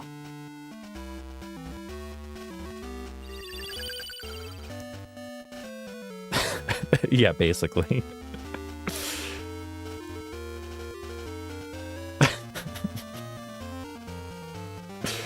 It's kind of like missing, though, I guess. The characters point to... But, a little bit, I think. Does it continue playing at jank credits the whole way?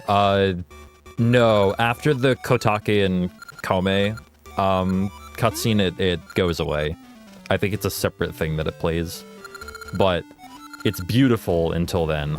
My favorite is when a text box appears and then everything behind it becomes gibberish. Including right here, by the way. The text box appears and then behind it is just... Also, shoutouts to Kotake's chin on the left. That appears before she does. And then everything beyond here is normal. Like every part of like the end game, like the credits sequence cutscenes is normal.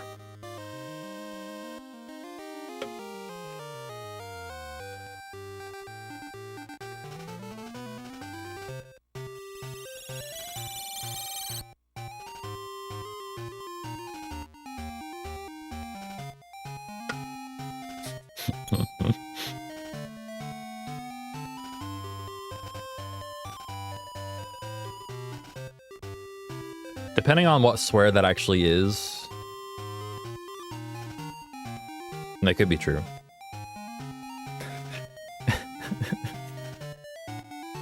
Yeah, only creative shit posts allowed here.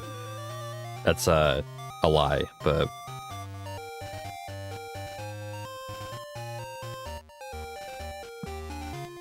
also Glubbers, what's going on? Kapateki, what's going on? Lou, how are you?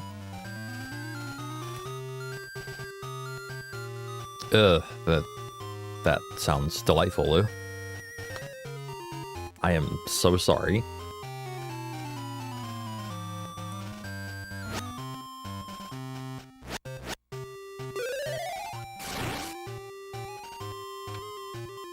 The subpixel coordinate of the 5th sprite points to the address of the file name.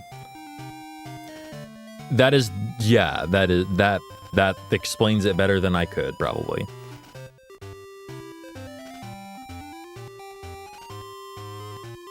Wow, I can't relate to that. That's interesting. This is an actual PB. By almost 2 minutes. In fact, like yesterday I almost PB'd with 3 deaths in the run. This one was an actual PB. So I'm pretty happy with that, actually. Also, yeah, I might mess up this pronunciation. Nalowis? Yeah, well, thank you very much for the host and raid. We're about to get started with another run. Oh, yo. How was your stream? Nalowis. Again, I hope I pronounced that correctly. How are you doing, y'all? I'm TGH. I speedrun 2D Zelda mostly. Okay, good. I'm glad that it was awesome.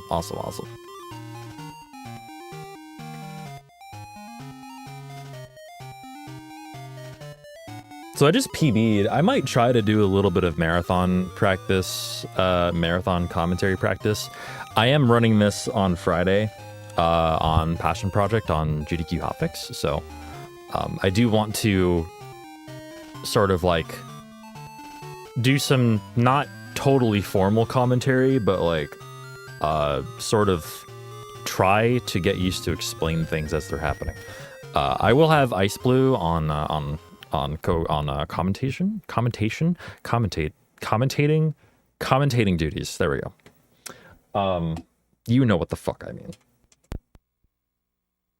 To like sort of bounce off of.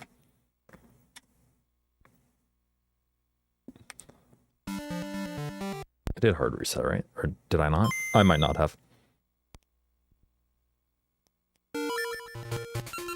Okay.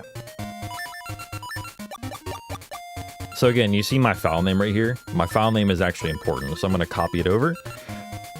This is how we start every run. Make sure the text is set to 5, and we go. Okay, so I'll start with the premise of the run. The premise of the run is to perform arbitrary code execution. But first, we need a lot of stuff for that to happen. But it all ends with getting the Tune of Ages. So in order to obtain the Tune of Ages, you need to finish either Dungeon 6, Dungeon 7, or Dungeon 8. We're going to be finishing Dungeon 8 in this run. You can also, there's also a very viable route that finishes Dungeon 6, which is a much easier route. A Dungeon 8 is, it does require you to do a pretty difficult trick about 20 minutes into the run, which I'll get to when we get there. But yeah, the premise of the run is to do Arbitrary Code Execution, therefore we will not be finishing even close to every dungeon in this run.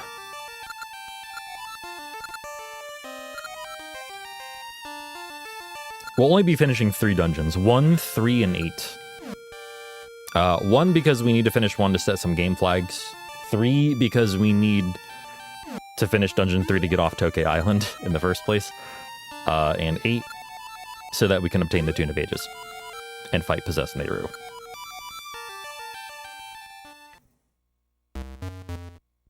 Yeah, just a little intro cutscene here where we get introduced to Nehru, Ralph, Impa, who is in fact possessed by the main villain of this story, Varan. I don't know what the hell she's doing. She's there. We don't really see her in this run.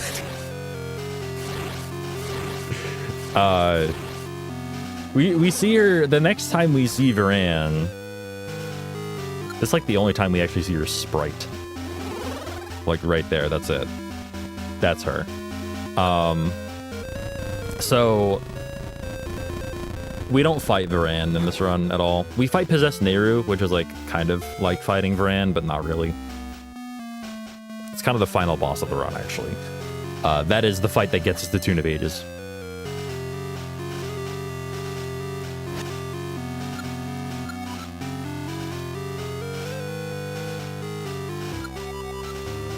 Do you actually really see it? That's the last time we see it.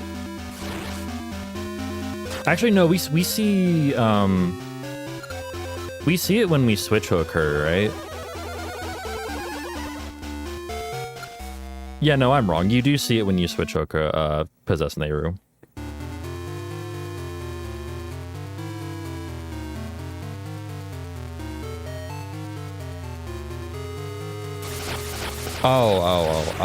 Maybe? Maybe you do? I don't know.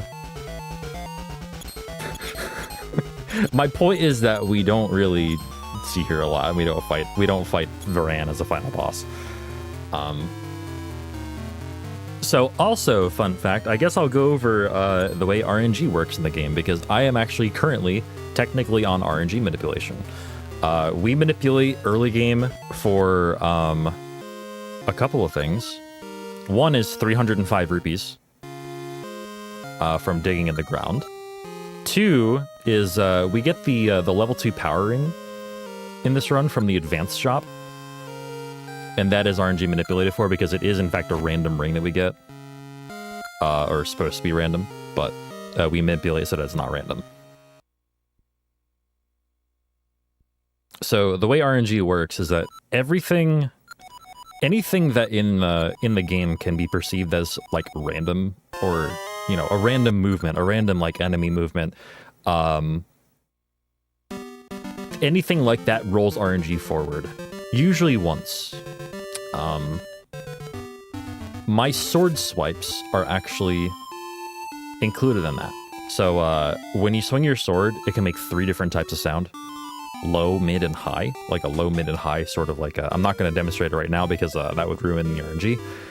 Or it wouldn't ruin it, but it would like alter my chances of actually like successfully doing this. But on all of these screens, there's nothing rolling RNG, so I don't need to worry about it. Therefore, we can just manipulate from the start of the run.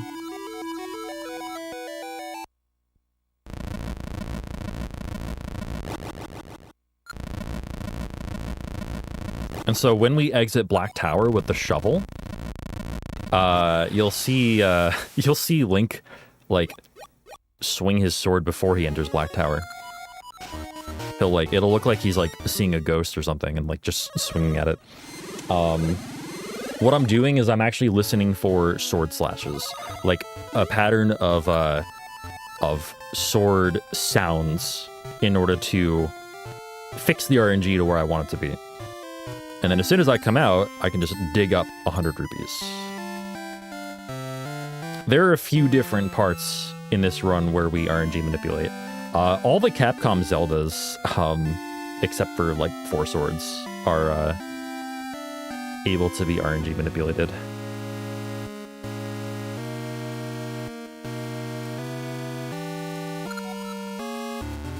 If only we could RNG manipulate in Four Swords.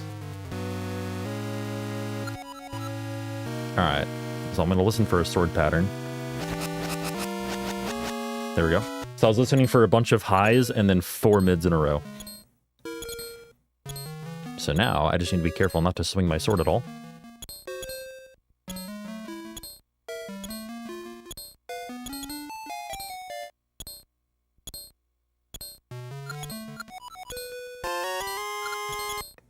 There we go, so we got our shovel. So we're just going to transition over here to Linus City, and then we'll just immediately dig, and then I need to slash 5 times. So we'll go...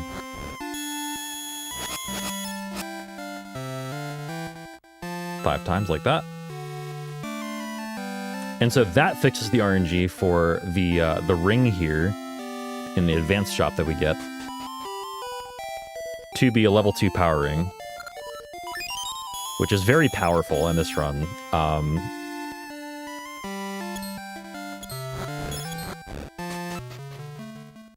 So it doubles the damage I do to enemies, but also doubles the damage I take from enemies. So it is like kind of a risk-reward thing. We're still on manipulation, by the way. I still need to manipulate for the other 200 rupees.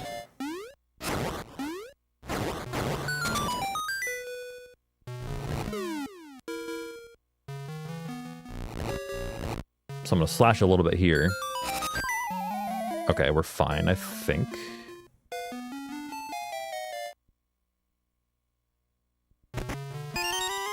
By the way, I do have backups for if this doesn't work. Like, for instance, if I get, like, knocked around by Keys in here, which we shouldn't. Okay, listen for another sword pattern.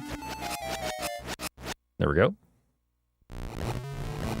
So the Stalfos in this next room should come right toward me. That rupee spawn means I'm good.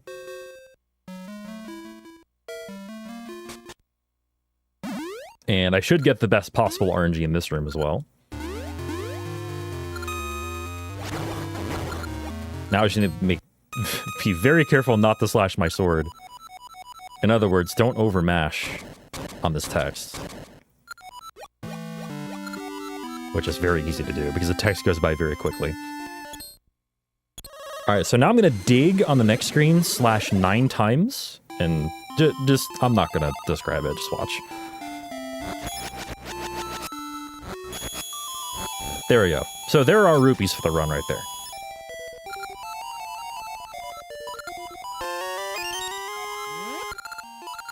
And now we're just getting our ring appraised.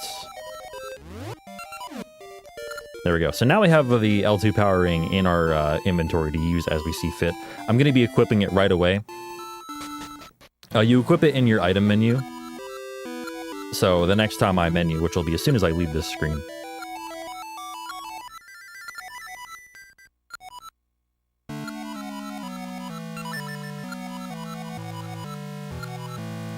Gotta make sure to say no to the Mako tree there.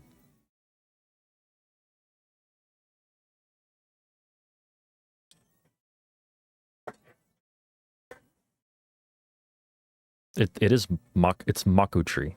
Mako? Maku? Fuck, I need to make sure I know.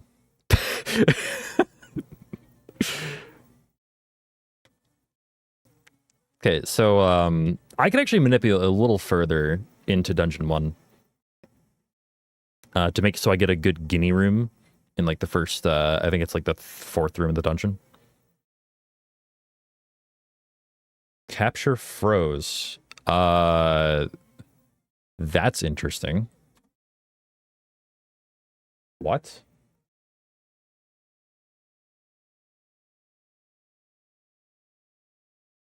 Well, that's weird.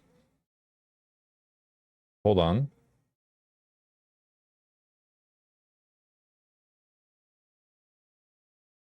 Why did that? I've never had that happen before. Not with this capture card.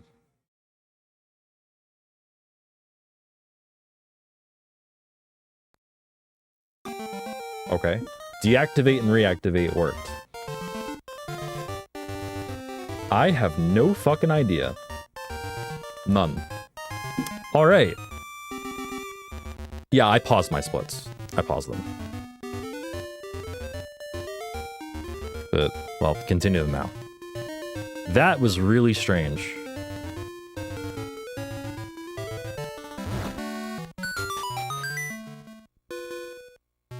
And slightly worrying.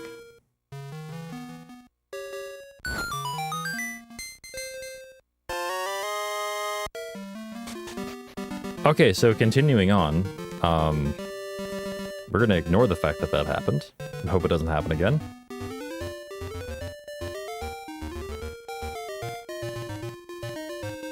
So I do continue the manipulation into D1 to get a good guinea room, which I think is the 4th room of the dungeon. And then from then on, like, that's when the manipulation's gonna end for me. But basically, that was a successful first split. Everything happened that needed to happen.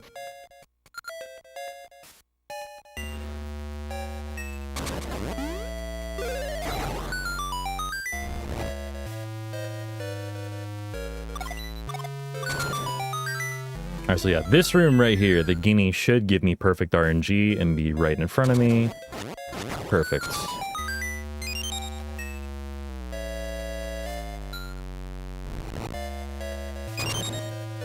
So yeah, that is where my minute ends.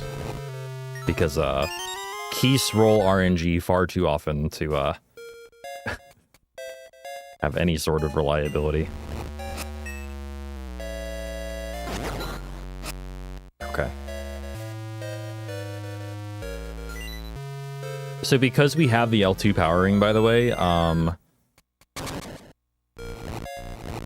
don't remember the name of the mini-boss in this dungeon. It's like Big Guinea, is it? The mother of guineas, is going to go by very quickly. It should just be 3 slashes. Ordinarily, it's a lot more, and it's kind of like a scary fight. But let's face it, it can still be a scary fight, but hopefully it won't be this time.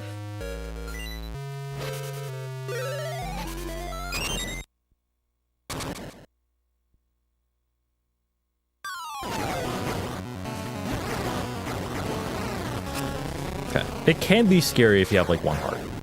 Okay, it is scary if you have 1 heart. Now I need this moblin to not troll me, please. I don't trust you. Let's not die in D1. Alright, so we're about to get the seed satchel. No, never mind. That's seasons. We're about to get the power bracelet.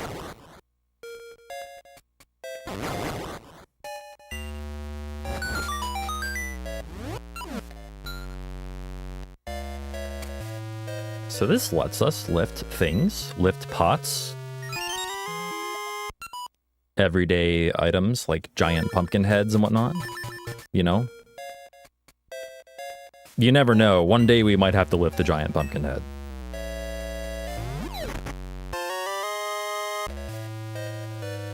We might live to see the day.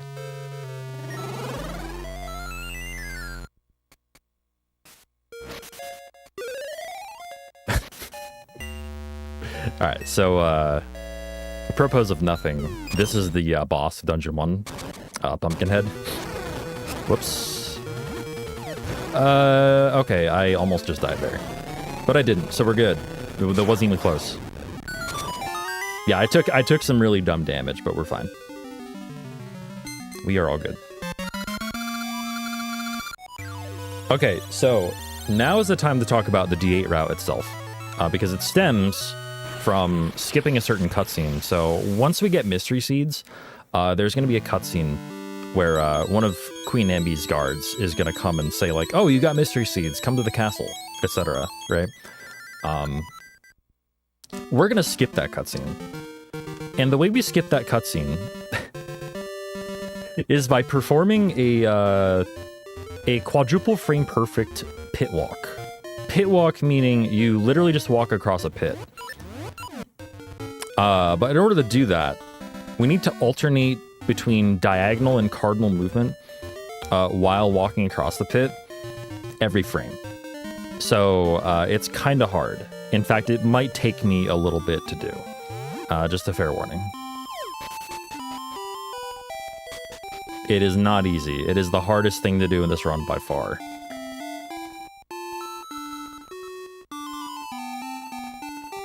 Yeah, just your casual quadruple frame perfect trick at 60 FPS.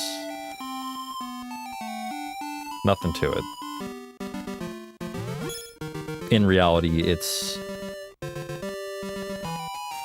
probably one of the hardest tricks I've seen in a Zelda run, or that I've done in a Zelda run.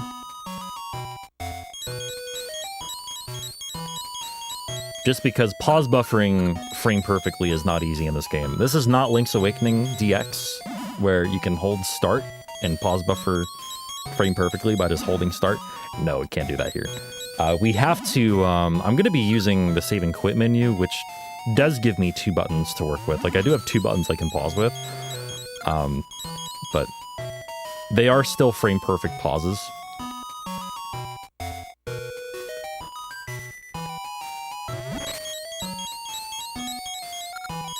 So it's 4 frame perfect inputs, actually, plus a 2 frame input as well mixed in there. And depending on which of those 2 frames I get will alter my strat a little bit. Yeah, first we find all the fairies in the forest. There are just some errands I have to do before going to do that pit walk, and then once we do the pit walk, we can just walk up to Queen Ambi's palace. But the reason we do this, by the way, the reason that we do that pit walk to skip that cutscene is because we're going to use that cutscene later to access D8. It'll put us in a sort of cutscene state that disallows us from opening our menu or entering any buildings.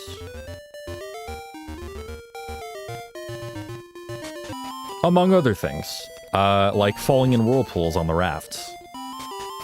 And that's the key. That's the key to us getting to D8, is that we can just ignore the whirlpools that surround that island that give you access to D8.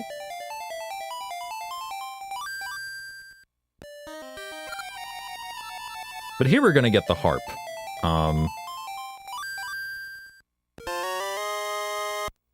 The harp is a useful tool. It's going to be pretty necessary from here on out. You know, for arbitrary code execution purposes. But also for other purposes like, you know, getting us to the past the present. Obviously. So we have the Tune of Echoes right now. This is like the tier 1 song. This allows you to utilize portals to access the past, or the present, wherever there are portals in the present, to access the past, or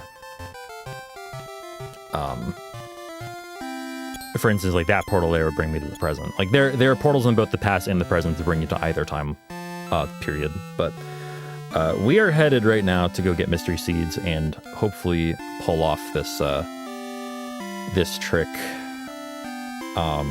within a reasonable amount of time. I knew he'd do that.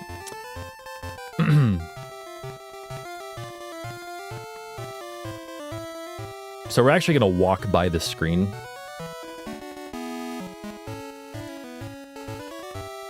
We're going to walk right through the screen, actually. Right here, this is the screen. Wow, those 2 guys really wanted to... really wanted to block me. Okay, we're also going to buy a shield here for reasons. We're not going to finish Dungeon 2. I'll get into that later. But for now... focus on this. But yeah, the pit that you just saw there on that screen, that's the one we're going to walk across. So ordinarily you walk south from here because the game forces you to.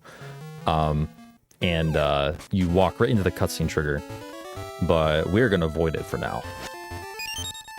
Okay, so we got Mystery Seeds. But yeah, just know once again that this trick is... I I said it wasn't earlier. I was wrong. It actually is. I miscounted the inputs. But yeah, this is quadruple frame perfect. So let's see if we can get this. It's also sub-pixel dependent.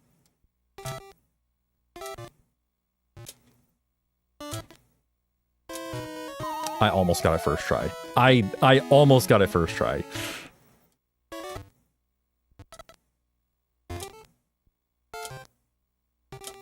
Nope. Damn.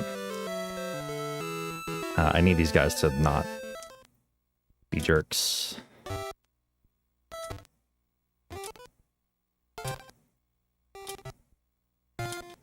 Nope, that's... I missed it the same way 3 times in a row. Got 3 of them perfect and then missed the last one. Nope.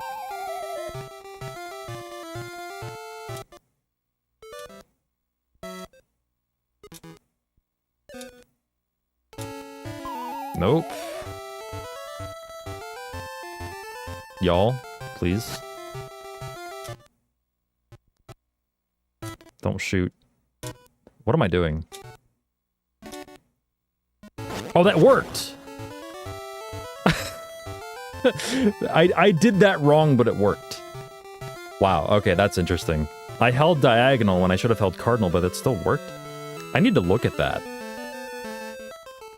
Because I feel like that wasn't supposed to work, but it did. Alright, now I need to not die. But yeah, that's the trick. And we successfully skipped that cutscene, but we're gonna walk right into the cutscene again here. Because we still do need bombs, as it turns out. We need bombs to enter D2, among other things.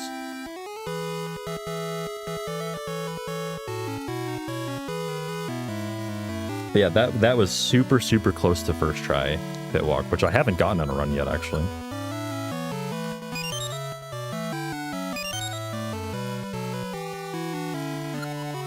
Oh my god, Lou, I would shut it off if I were you. Yeah, it's awful. Or at least yell, boo this person in the call, and probably would have promptly gotten fired as a result.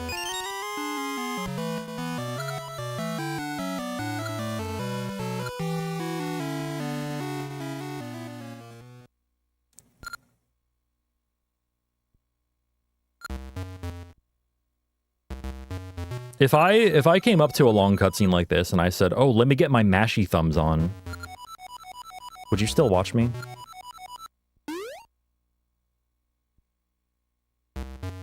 Or would you shut the stream off and delete your Twitch account?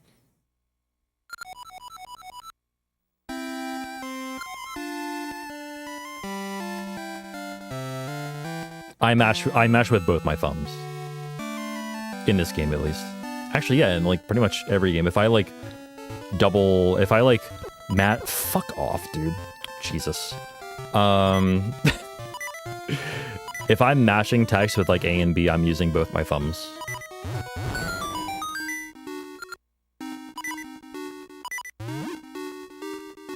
Alright, y'all, I need hearts.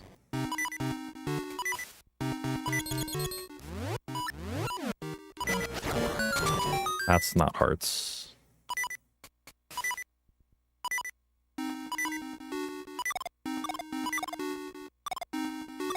By the way, if this run PBs, it like won't be valid. Because I had to pause my timer. Like oh wow, I'm dead. Alright. It's not even gonna matter. I got bombarded there by ropes. I think I need to do this again. Whoops.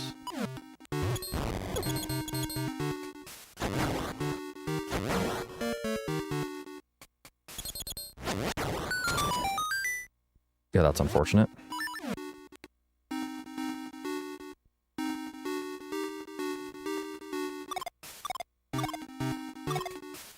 So yeah, like, I mean, if it does happen to PB, which is still possible, I mean, I gained a minute and a half, like almost a minute and a half from just getting first try pit walk, or not first try, but like, I gained a lot of time on the pit walk.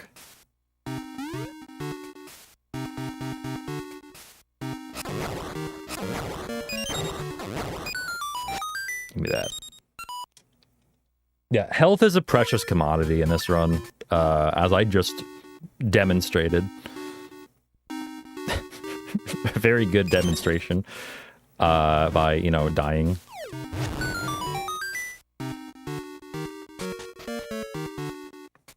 Also, Dungeon 2 can just troll. Dungeon 2 is probably, like, my least favorite dungeon to visit in this run.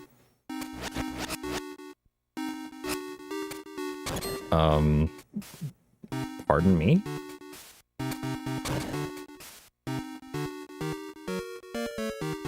Anyway. Welcome to Dungeon 2. I don't know how to describe what I just saw.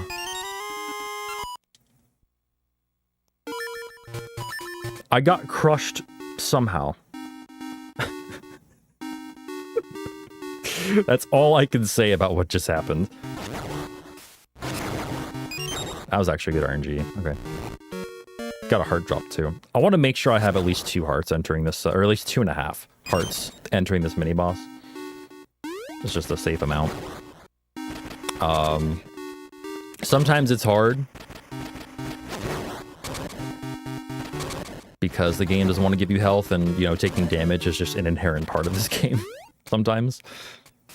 But here we go. This is Swoop. This is the mini boss of Dungeon 2 that I actually know the name of.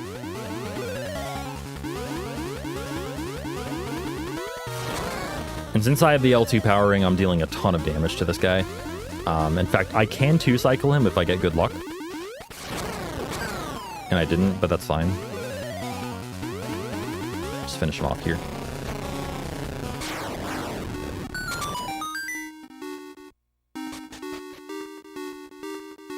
Alright, so we're gonna grab the Rock's Feather here and leave. We're not finishing this dungeon. I don't like this dungeon, so we're not gonna finish it. Instead, we're gonna head up towards the mountain range where the Gorons are. And you might ask, like, how are you doing that? How are you getting up there? Well, we're gonna do something called the text warp to get up there, and I'm hard resetting my console to start RNG manipulation.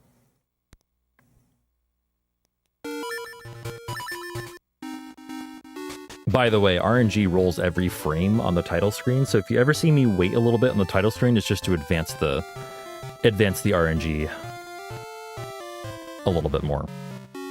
Hi, Maple.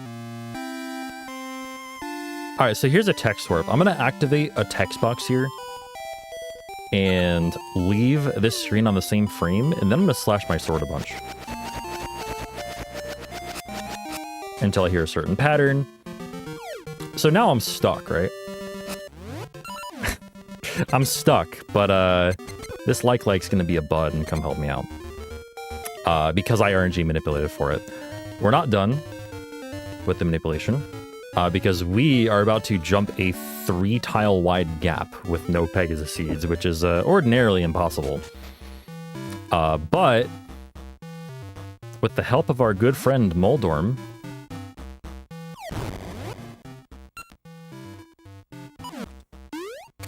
got it. With the help of our good friend Moldorm, and that was kind of shaky, actually, we can shield boost our way across, along with the help of our own bomb as well. That's called D2 skip. That skip used to be absolutely impossible, and it no longer is. That's one of the reasons we get shield in this run. The other one is in Dungeon 4. Give me that. Yeah, again, like, I will go out of my way to get some health in this run if I, you know, at certain points. So now we have Pegasus Seeds. Pegasus Seeds essentially allow us to skip having to finish Dungeon 2. Because I believe Dungeon 2 sets a flag for Moosh to appear. But because we have seeds now, we don't need to use Moosh to get across, because we can bomb boost our way across. That is coming up fairly soon after this fight. Whoops. I, for whatever reason, forgot that I had to move there. Ooh, God. So this is King Moblin. We need to beat King Moblin to get the Bomb Flower, which is part of getting the Dungeon 5 key. So, like, we still need to visit Dungeon 5 in this run. We need the Cane of Samaria for, like, one thing. It also does help with the Arbitrary Code Execution, but I'm pretty sure we can do it without it. Don't quote me on that. We might be able to do it without it, but I'm not sure.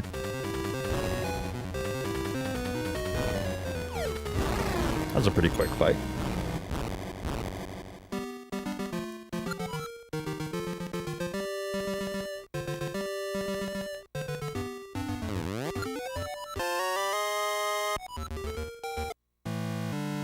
Alright, so there's our Bomb Flower.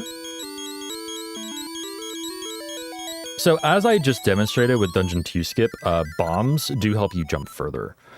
There will be another exhibition of this in just a few moments. Go around them. So this trick is called Moosh Skip, aptly. So you normally need Moosh, right? You normally need Moosh to get across this pit, to get to this grave up here. I'm gonna make sure I menu correctly. But we can just see. Oh, whoops, that's my bad. Ignore that.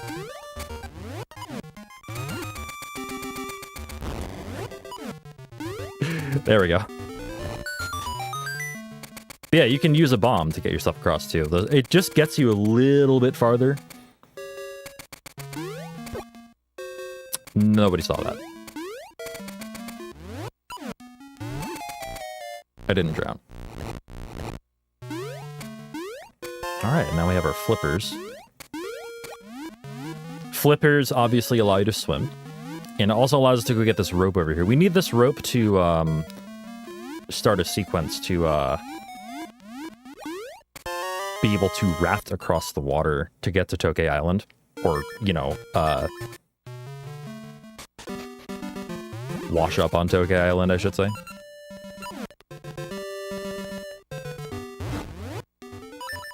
But first, we do have to run some errands. We have to get Ricky's gloves in order to access Tingle. Another thing we need, by the way, speaking of Tingle, is a sea chart. We need a sea chart to be able to navigate the seas, even though the seas are like, what, 5 screens? But it's alright, whatever. We need a sea chart. And who better to deal with sea charts than Tingle, right? Also, since we do have 3 different kinds of seeds now when we're not supposed to, Tingle will give us the seed, the upgraded seed satchel, which is also going to be incredibly useful. Having more Pegasus seeds is very, very, very good in this run.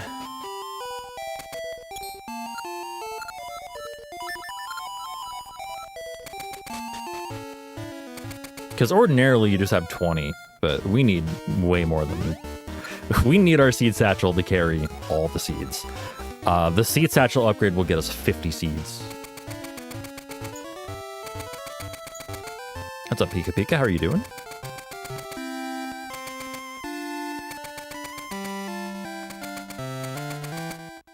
Hoping we can fill some of this, like, because, like, this is mostly, like,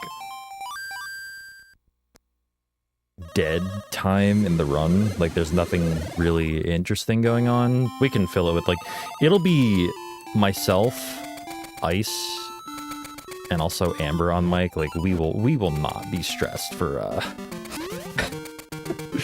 we won't have an issue, I don't think. Nice. But yeah, Ricky wants his gloves, and we need Ricky to get up to Tingle, who was right there. Say hi to Tingle.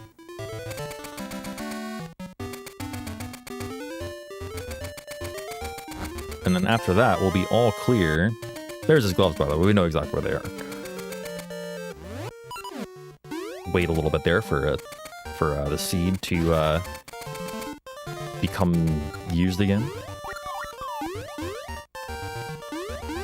which I think is slightly faster.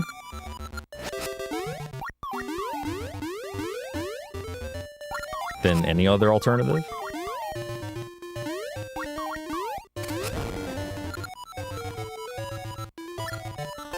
Alright, so we got the sea chart there, and we're going to talk to him again.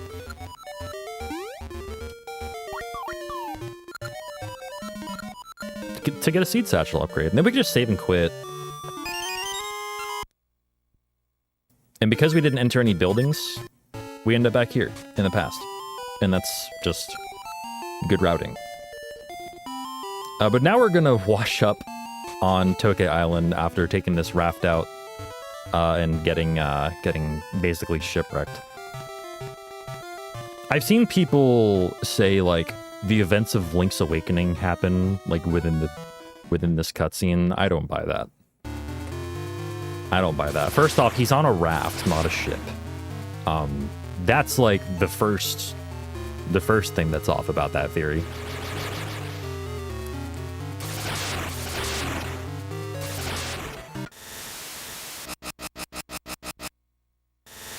But yeah.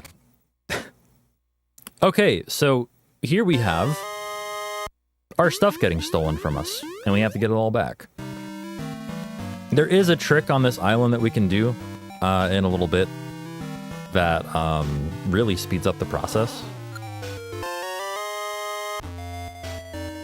Called shovel duping. I'll get into that when we get there.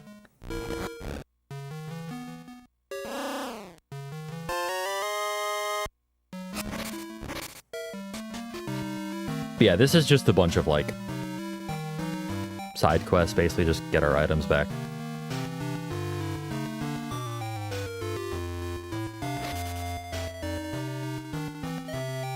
Alright.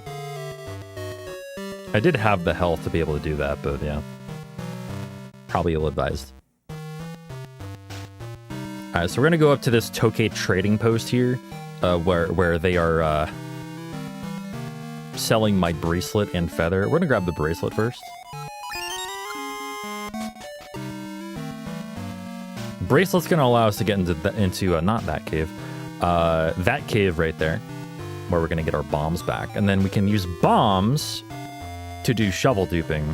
So there's one frame in between where you say yes to the Tokay in that trading post, and when you actually get the item, you can use that window to pull a bomb, and when you pull a bomb, it essentially delays you getting the shovel and just kind of puts it on the ground, and it duplicates the shovel, hence the name shovel duping.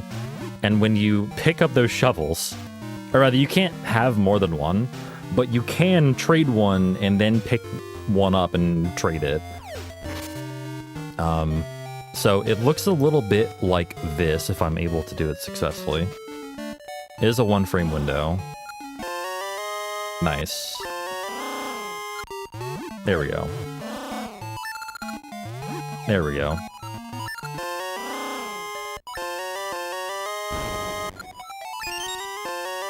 There we go. So now I have both our feather and our bracelet back without having to go get scent seeds, which is pretty big.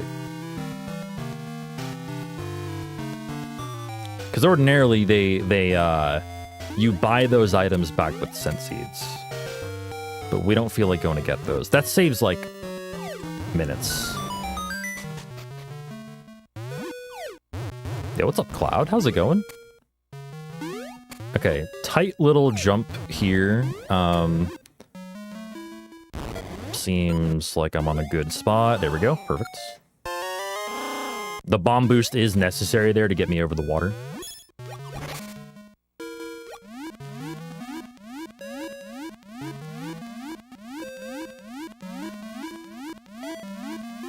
Alright, so swim through this cave, and we're going to get our seeds back now. Seed satchel, and that seed satchel is going to come with a bonus. Whoa, why did I do that? Anyway, let me swim back. I kind of forgot where I was. It's okay, nobody saw that, right? It's fine.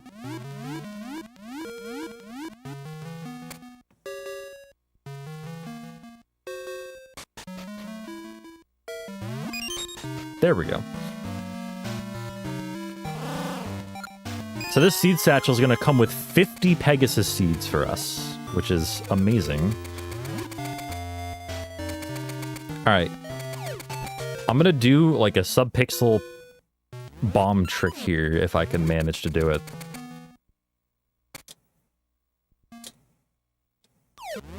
I don't think that's it. No. Okay. Try it again. Yeah, I was a frame late on the pause. Oh. Nope, that's not it either. Nice.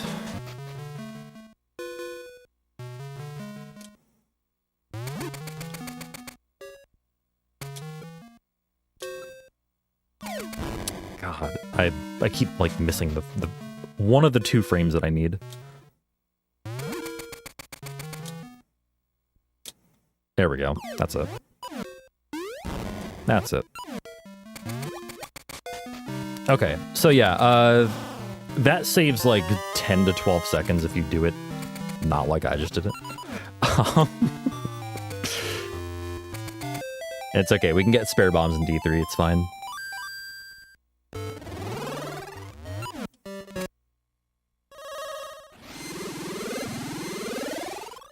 Alright, so Dungeon 3 is going to be like 95% manipulated if I do this right, RNG manipulated. I'm going to be manipulating for among good enemy movement RNG, and especially in the Armos room, you know, the Armos room, where you get that one small key. I'm going to be also manipulating for a bunch of Pegasus seed drops too, because, you know, those are pretty important throughout this run. If I do this right, we're going to leave Dungeon 3 with a full bag of Pegasus seeds.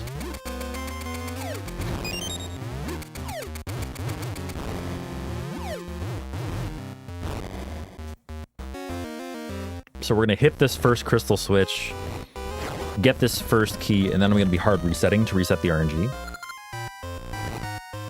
And from there on, I'm going to try my best to focus on not messing things up.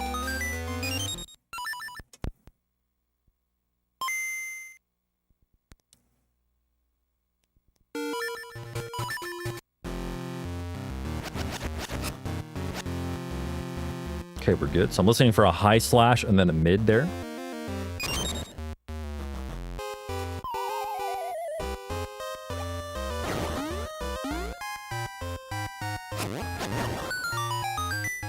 One extra slash. All these enemies should just die to one bomb, including this one. The double hit there is really satisfying.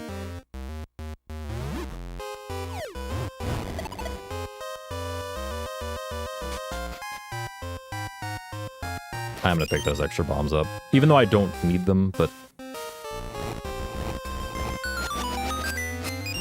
I should take them. Slash there until I hear 2 highs.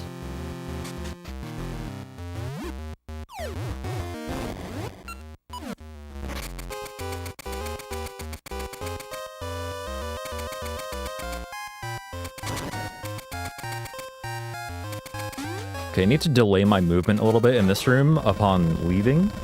I want to see the P-hat flying down. Like P-hat on the right side flying down like that. Perfect.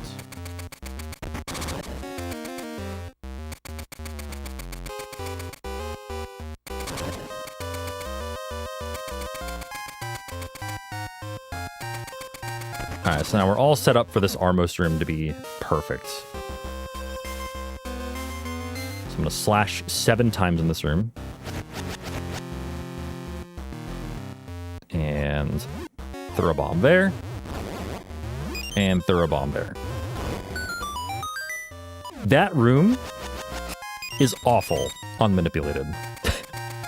If you run this game, I highly suggest learning the manip, at least up to that point.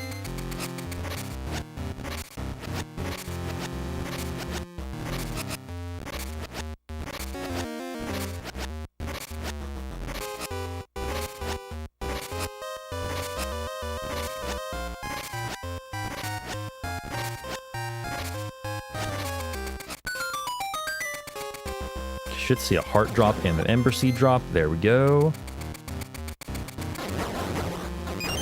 And there we go. There are the Pegasus seeds I was talking about. We're gonna get 5 rupees right here. This room should have good RNG. Slash 3 extra times. Do a weird menu. And here we go.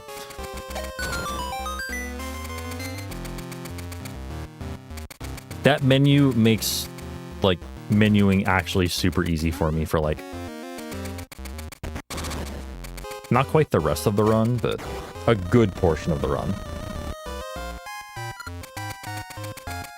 Alright, I'm going to hold straight diagonal in this room to delay my movement just enough to roll RNG an extra time. And cool little bank shot right here. These likes will always stay out of my way as well, which is really nice.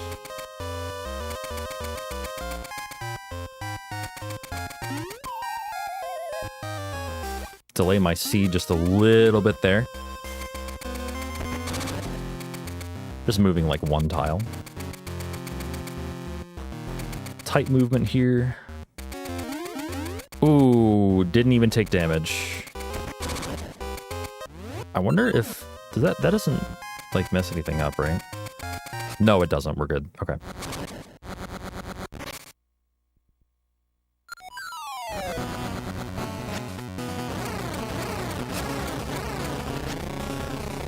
Perfect. We're still good.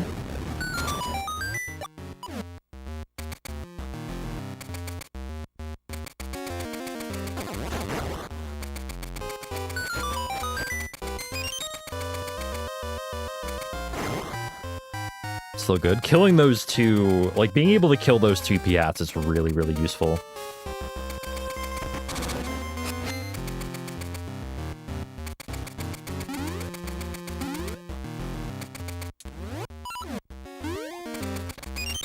Good scent seed.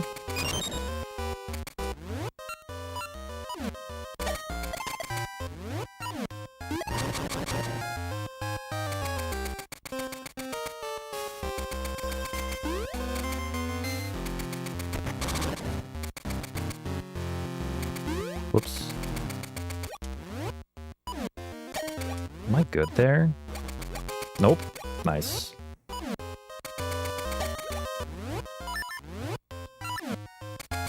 There we go. God. I hate when I miss that. Because it's just like your positioning on the tile is what's important there, and I just was too far left. Alright, so if I get this room cleanly... Okay, that's fine.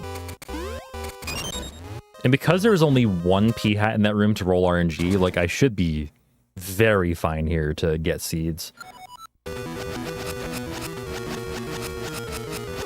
Okay, that's fine. You're gonna wind up right there.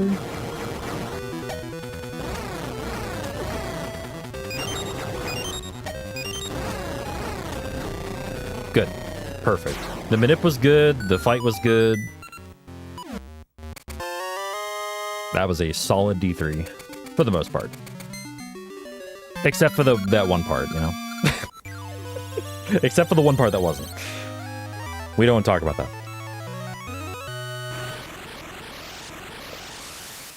So now, because of that manipulation, we have a lot more seeds than we would otherwise. That's like kind of the point of the manip.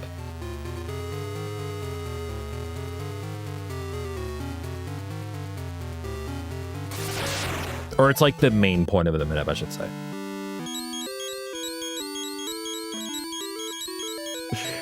Fearin', huh?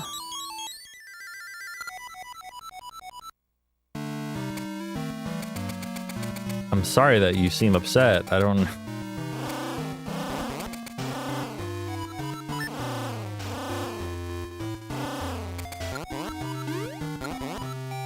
know what that means, but I'm sorry. So yeah, we just complete Dungeon 3, though, to get off the island, because Dimitri doesn't appear there otherwise. And there's no other way off.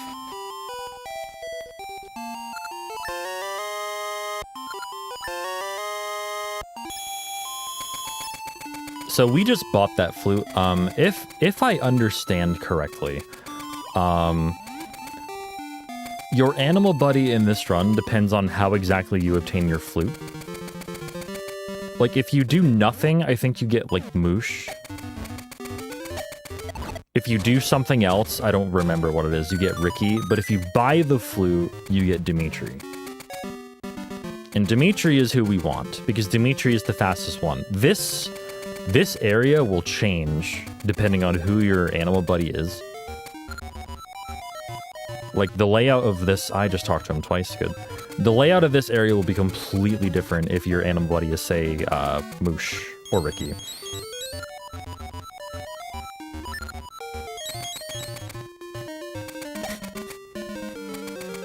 Sam Glenn. Same.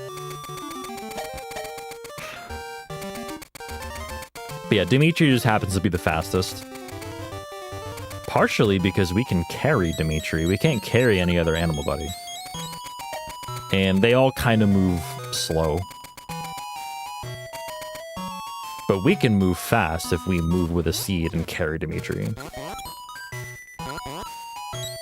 It's also just very, it's very straightforward. It's a straightforward area.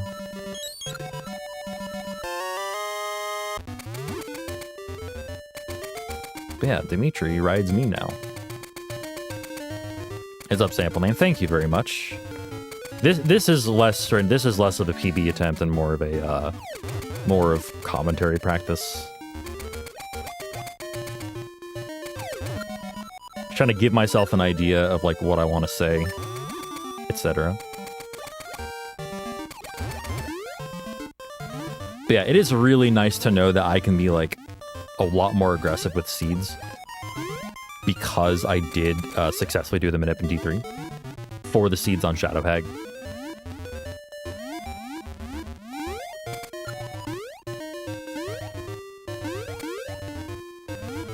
So like right here, like I use an extra seed to move like 2 inches.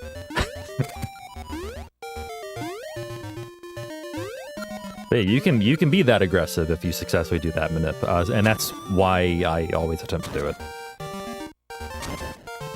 Like, it's not necessary as far as D3 itself is concerned, but like, the seeds are your real prize there.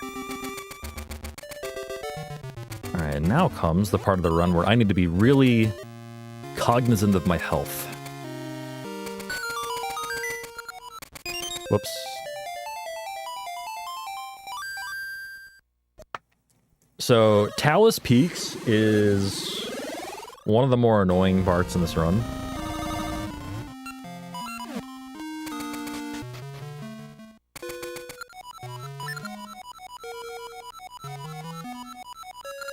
Oops.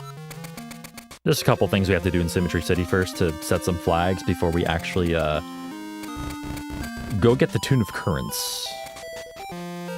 Right there, a seed leaving that house is a good example of being able to be super aggressive with seeds.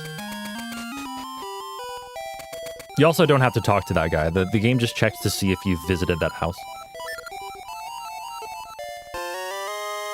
Casually, they want you to talk to both of them, but you don't need to.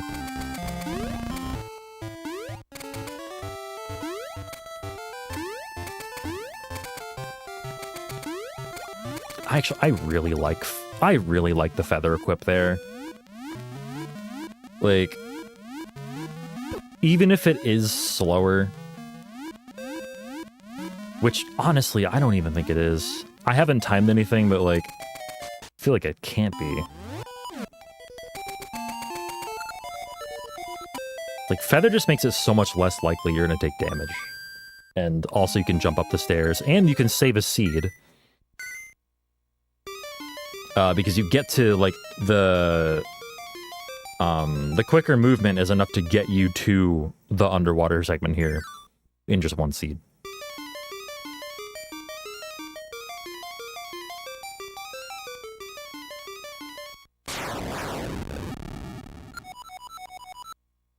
Alright, so here we have the Tune of Currents composed for us. Convenient stroke of motivation. inspiration, whatever you want to call it.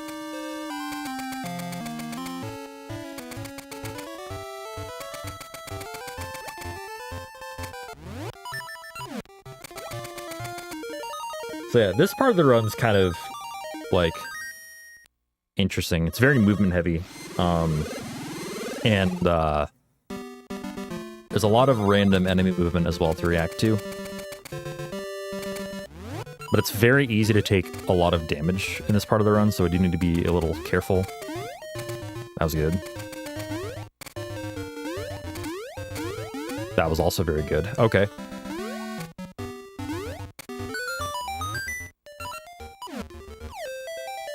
That'll work.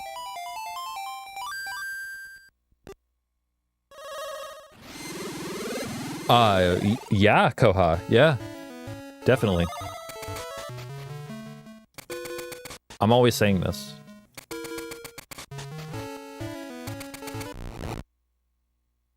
I also gotta push this rock over so that the water... I do like the concept of this area. It's just very windy. It's very long. Well, it's only like 2.5 minutes, but still. It feels very long. Push the seed over.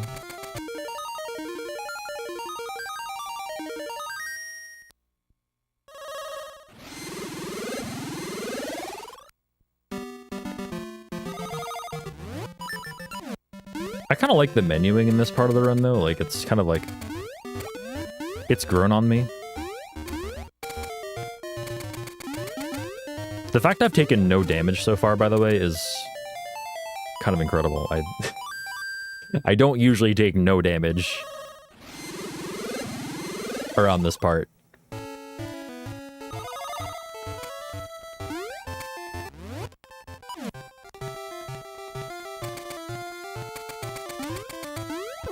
Ah, he had the jump, huh? Alright, fine. Really, this is still a really successful segment, though. That was pretty dang good. What's up, Jojo?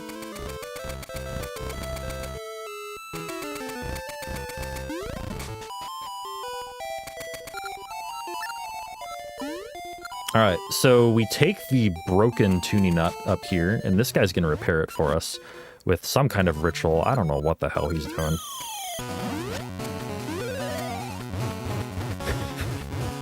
He's doing something. He's going.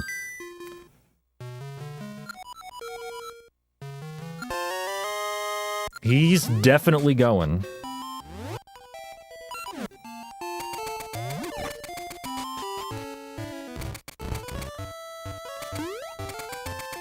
Alright, errands are almost done. We just gotta drop the tuning nut off, and then we're actually go to D5. It saves a time period transition to actually go to D5 first. So while we're here in the past, we're gonna go drop the bomb flower off at the Goron's place and grab our D5 key.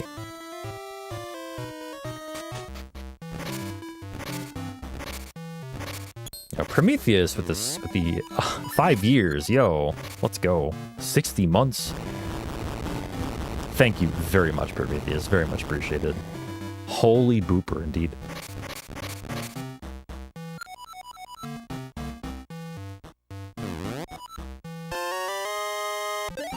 Nice. Have a Gale Seed. I got extra. Alright, so, we're gonna grab the Pegasus Seeds here, because we were gonna... You might have noticed I skipped them on the way down. It's just a little bit less movement to get them on the way over here.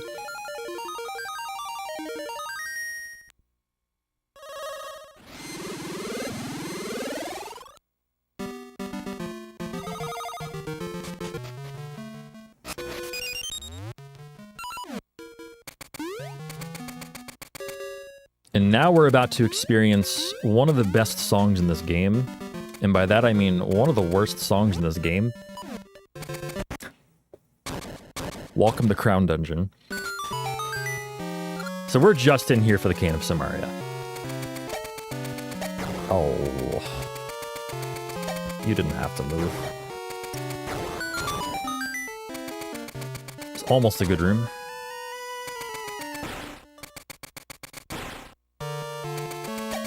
Wow, okay.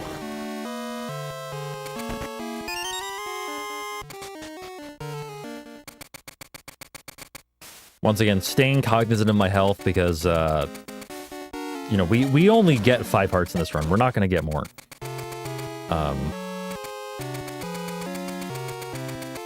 And also, we're about to do D4 skip as well. D4 skip I haven't talked about, but I'll talk about it on the hard reset here.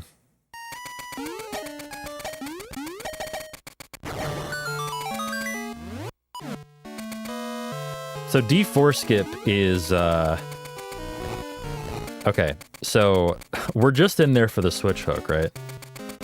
But we can cut out about 95% of the way there by doing D4 skip.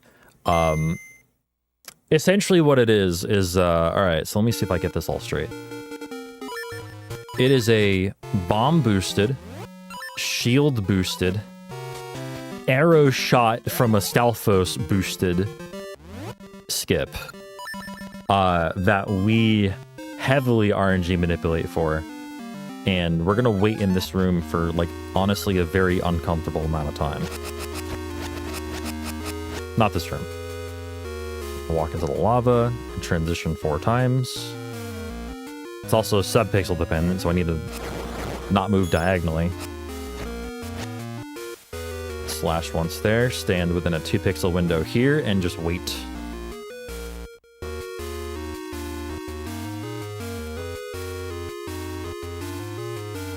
This might take me a couple of tries as well, we'll see. Basically, and the skip itself is also frame perfect.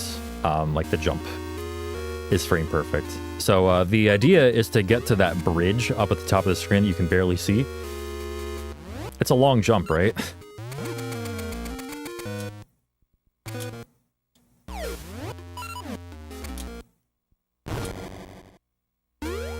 Well, not for Link.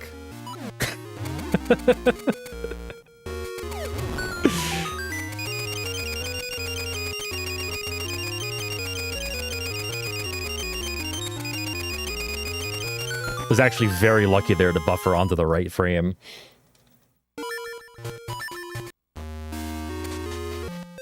That's probably the second hardest trick of this run.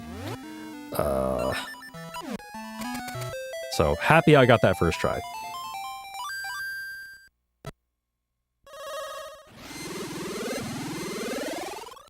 Hell yeah. What's up, Mighty Anna? What's up, Deniru? Anybody in chat that I haven't, like, said hi to, hello. Welcome. I'm practicing commentary. Don't go there yet. Also, just in general, practicing playing the game while commentating. Like, what I'm doing occasionally. Yeah, the hardest is the pit walk. Like, by probably quite a bit.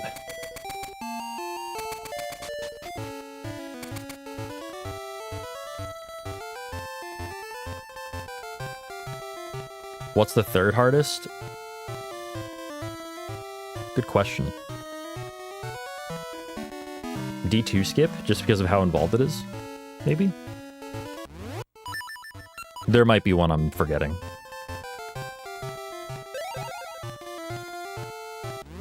I don't know. I'm not going to rank the difficulty of tricks right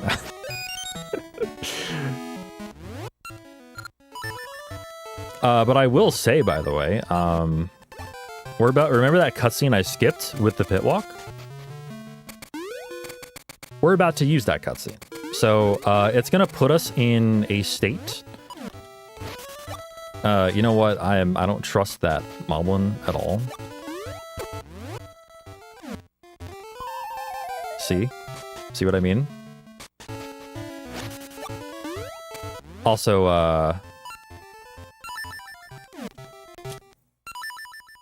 gonna do that.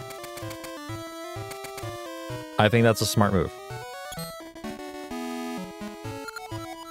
That's like a marathon safety save right there. Because if I die, okay, so right now I'm in said cutscene state right now. I can't enter any buildings. I can't open my menu. You can see I'm pressing start, and I can't open my menu. The raft is still here, but one thing we also can't do is we can't get affected by these currents or whirlpools on the raft. So we're just gonna go right through this on the island that leads to Dungeon 8.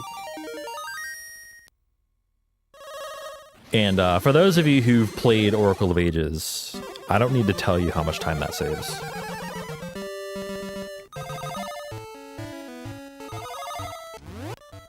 Yeah, it's fine. Okay, so ordinarily, without that safety save that I did, if I die here, I am just screwed. Because that cutscene doesn't exist anymore.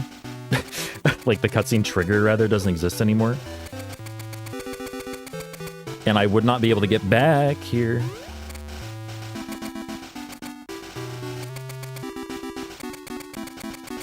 So it does make this, like, kind of nerve-wracking if I don't have a lot of health.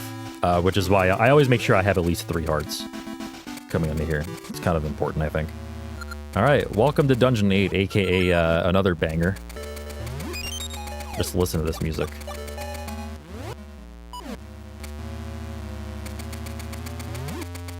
This room right here, low-key, one of the hardest rooms in the whole game. This one. Because I'm manipulating the positions of these wall masters by moving in certain ways at certain parts of the screen. Or not moving, like that. And that was perfect. Okay.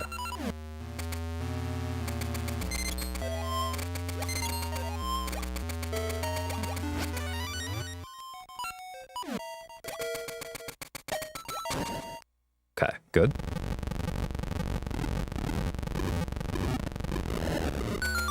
Yeah, it's the same track. It's funny how you have one of the worst songs in the whole game immediately followed by... Sorry, one of the best songs in the game followed by one of the worst. Oh boy. I might have moved diagonally there. That Genie trolled the shit out of me. Hopefully I didn't. I have to save and quit if I did. If this doesn't work. No, it didn't work. Okay, I need to save and quit. That sucks. Actually, I don't know why I hard reset. I didn't need to do that. Oh well. It's fine. So yeah, that sucks. The reason I saved and quit is because I don't have enough bombs anymore. I need 4 bombs. Entering that. Do I have I have enough now, okay. Yeah, that's really unfortunate. All right.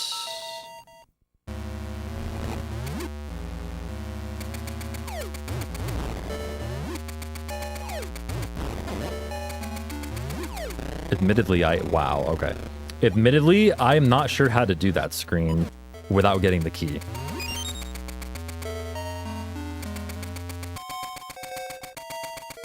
I think I just equipped sword, to be honest.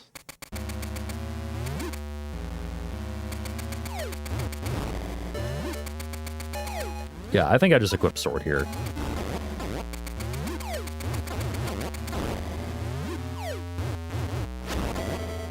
Whoa.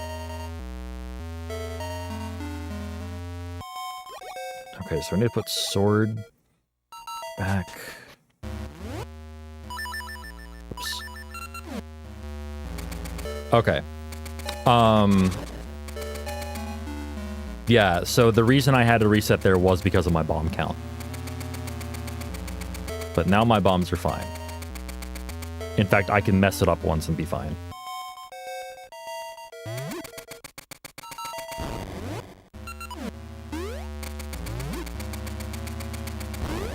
There we go. Okay. Because, let me tell you right now, doing this dungeon the actual intended way takes forever. And I'm not doing it. Okay, this is Blue Stalfos, the mini-boss. He sucks. Wow. Okay, we're good. And by that, I mean, like, he's hard. He sucks, because you can't knock him back at all.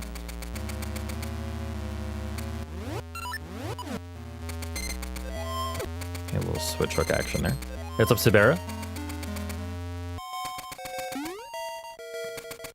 So you can actually just switch hook that pot right there to get down the level instead of going all the way around.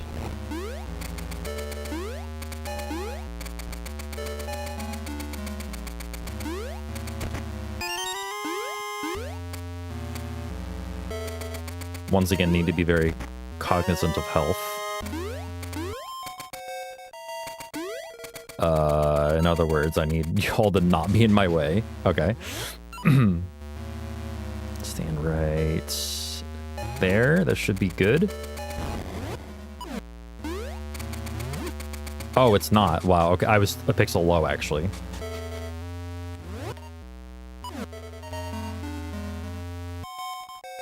Well, then that should be it, then. There we go. Well, luckily I did have those extra bombs, so... But now I need to be even more careful because, my health is bad.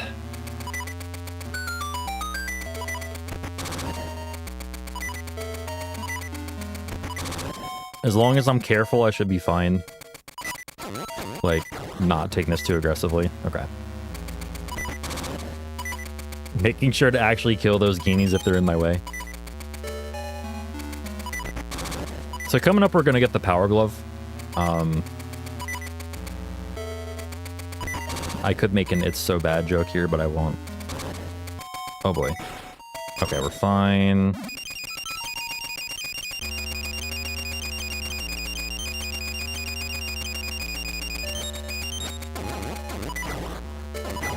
Yeah, I'm not trusting either of them. Whoops. All right, we're good. We're not good on Pegasus seeds, but we are good on health.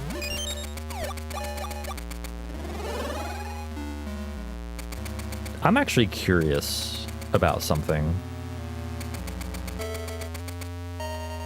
And I'm going to find out right now if this is a thing that happens. But there's a pot here that has guaranteed Pegasus seeds. I want to see if you can infinitely refill with it.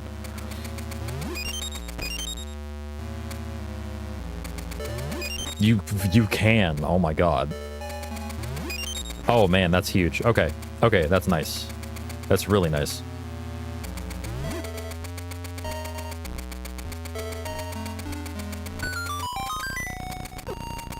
Alright, they weren't... okay. Just as soon as I said they weren't too bad.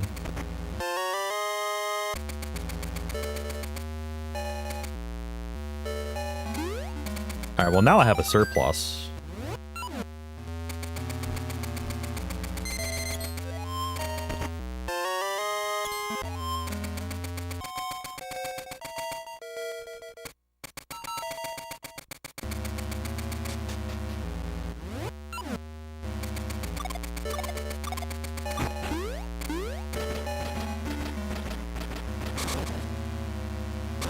There's, like, not really a ton to say about this dungeon, other than, like, so the main mechanic of the dungeon is, like, returning all the slabs that you find to the sort of main, the main area there, and that's how you get to the boss of the dungeon.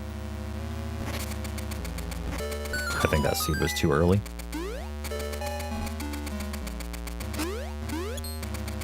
Other than that, it's, like, it's just a lot of movement. A lot of movement, a lot of menuing. I guess I should probably talk about the bomb trick that I did. Hello? Brother? Thank you. I don't know why that didn't kill him. But yeah, there's one of the slabs.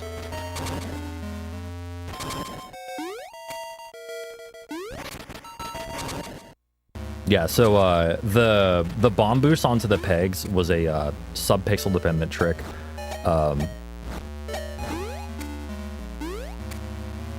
With using seeds and then just like bomb boosting yourself up into the peg can clip you in by a pixel, and it just kind of puts you onto them. And from there, we can jump from raised peg to get over that, which is really nice. It cuts out a ton of the dungeon.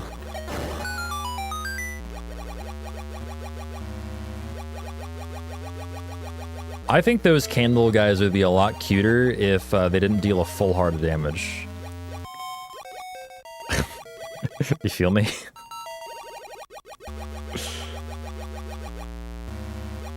They are not weak hitters if you get touched by them. Tell you what though, completing this segment of D8 without taking any damage is nice. Can't say I've done that, I think.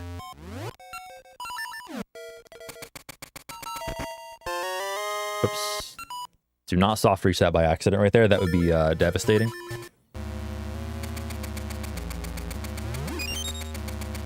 Alright, last little bomb refill. So we're about to fight the boss of the dungeon, Ramrock. Ramrock has 4 phases.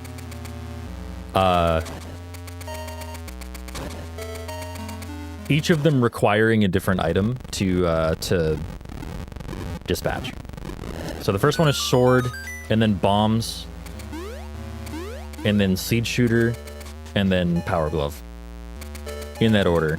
And funny enough, those are the items that you need to actually enter the boss room in the first place. I don't know what that means. Are they just testing that you have all the items before entering this room? Even though you need all the items to enter every other room anyway? I don't know. Maybe there's some lore-related thing going on there. Yeah, so I can stand in certain parts here and just like kind of deflect the arms back at him. And then the bomb phase is a little tricky.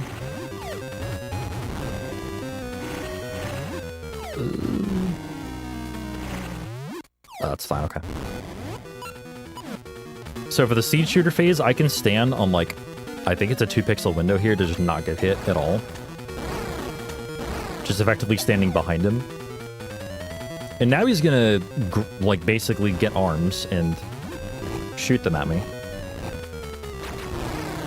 But luckily, the elasticity on them is just enough to be able to pull them back and whip them at him. And there we go, that's Ramrock.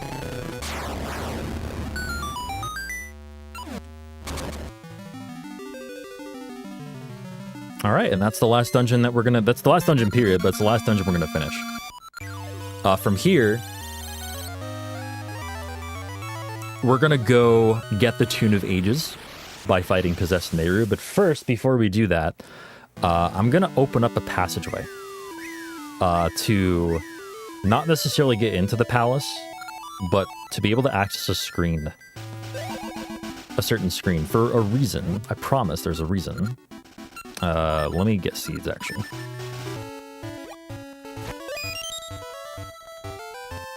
Promise there's a reason. I'm also gonna grab extra ember seeds just in case.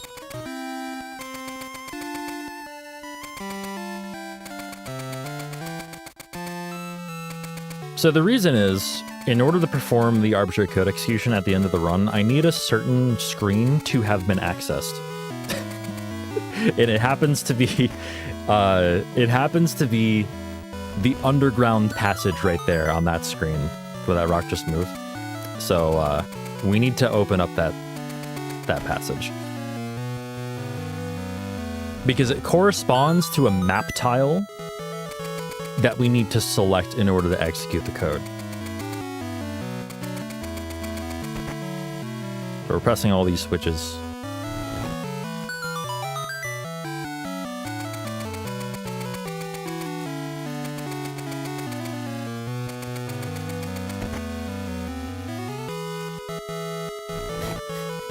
Are you really, Kirby? Because I've never done that. So yeah, we just go in here, and then we leave. We can't even get in that way. We don't have mermaid suit. Joke's on us. Instead, we're gonna do something called guard skip. Boom. Lay a scent seed, walk in. With Pegasus seed, of course. Wait, no. There we go. Okay, so now we're gonna go fight Possessed Nehru. Possessed Nehru, her security is very good. Very good. Stealth, am I right?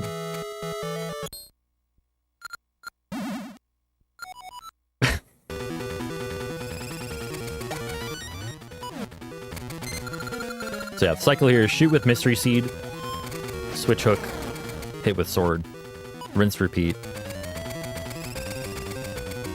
She can warp away like that as well. She's like Ganon from Link to the Past in that respect, which I can't stand. In this phase, I think she can just warp infinitely, but she didn't. Interesting.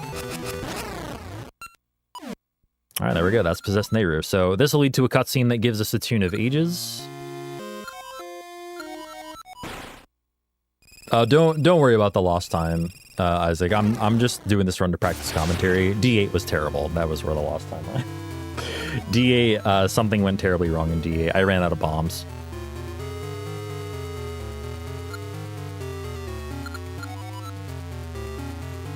It's fine. Yeah, I wasted a bomb at a point where you could not waste a bomb.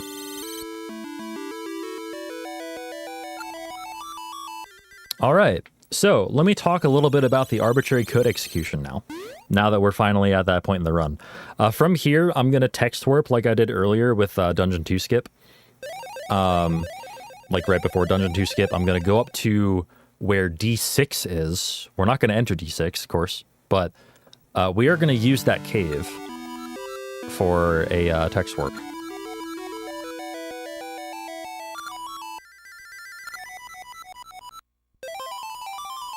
But that text warp is going to be a little bit different. Because instead of sending us into another house, it's going to send us actually into an out-of-bounds screen in the overworld. And it's going to look really funky. And very funny, actually. But what we do from there is we play the Tune of Ages to get back to the present version. Because it actually does send us into the past. Tune of Ages to get us into the present.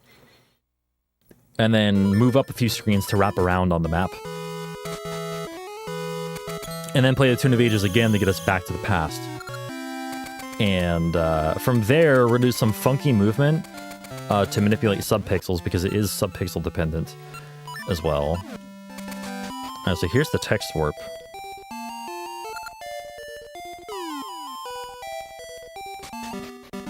There we go. Text warp, by the way, is just it's activating a text box on the same frame you're meant to leave. I think I explained this earlier. Here we go. So we're gonna shoot this owl with a Mystery Seed and transition like that. And yeah, this is where things get funky. So this is actually an overworld screen, just out of bounds. So we're gonna move up here. So right now, we are at the bottommost part of the map out of bounds. Like all the way over on the right side. So I'm gonna do some weird subpixel movements here. Stand right there. Use feather in a really weird way. And now I'm gonna pull a bomb, but I want that bomb to be the 5th item on the screen. Please? There we go. I want that bomb to be the 5th item on the screen. So I'm gonna load the screen up with sprites. That's not... No, that's not correct. There we go. Throw the bomb right there. I'm gonna select that map tile. GG's. And that's time. So... the tile that I selected, as we enjoy this perfectly normal version of the credits, the ending cutscene, the map tile that I selected is the map tile that corresponds with the underground passageway screen that I visited. And what was the way Glenn put it? The bomb being the 5th item on the screen, because basically what we're doing is we are, oh my god, it's like, it's data that corresponds to the subpixel value of the 5th item, or the 5th sprite on the screen, that sends the value to the right place, or something like that. Oh my god, don't ask me to explain the ace. It's very confusing. But just know that bomb needs to be the 5th item on the screen. Your file name needs to be exactly what I have it as. And the bomb needs to be in a sub-pixel perfect Y position. That's basically it. That's all. That's all. So you need you need to have the Tune of Ages, you need to have all the stuff that allows you to do that, but other than that, we don't need to finish any dungeons. We just need the items to get there, and that's it. Also, shoutouts to... Is this Kome or Kotake? Is there any way of knowing whose chin this is on the left? before they slide in?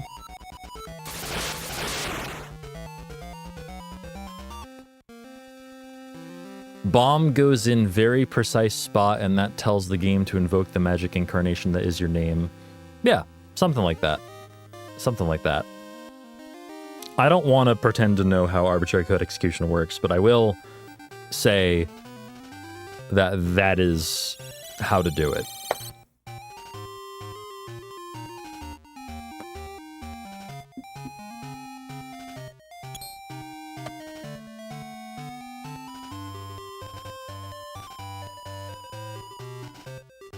But yeah, I hope y'all enjoyed that run.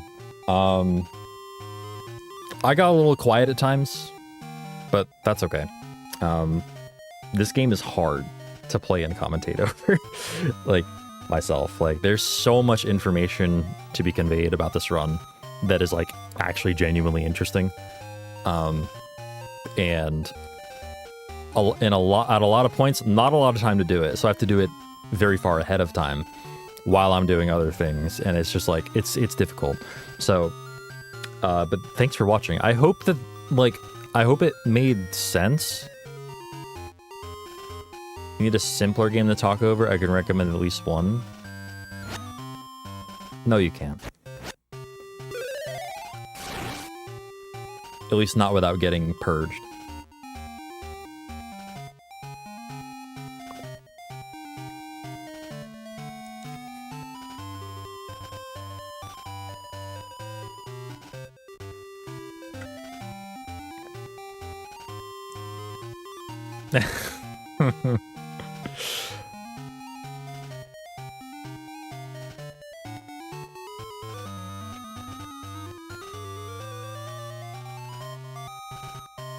All right, y'all. I think that's gonna do it for me today. 2 runs is enough, I think. Especially one of them being a PB. Like a big PB. So, yeah, thanks for hanging around, everyone. I appreciate you. Come on over on Friday, by the way, on GameStone Quick's channel. Twitch.tv/GameStoneQuick. There's also going to be, it's going to be a pretty stacked episode of Passion Project, honestly. It's going to be myself running Oracle of Ages. I'm like actually the in-between, segment. But before that, we have a run from Supersonic. And then, I believe it's, hold on, I have access to the run-up show. Give me a minute. I don't want to give you all false information. Pretty sure it's Argic and Huds doing after me, though. It's Arg, Huds, and Supersonic. Oh, good morning, Ember. Yeah, it's Argic and Huds after me doing... Arg, Huds, and Supersonic. Isn't Supersonic before me? And after you. Oh, okay. It's Argic playing single-player Sonic 4 Episode 2 versus Huds and Supersonic doing the co-op route. Okay. Gotcha. Did y'all hear that? Either way, it's going to be a stacked episode. And yeah, check it out Friday night on GDQ's Twitch.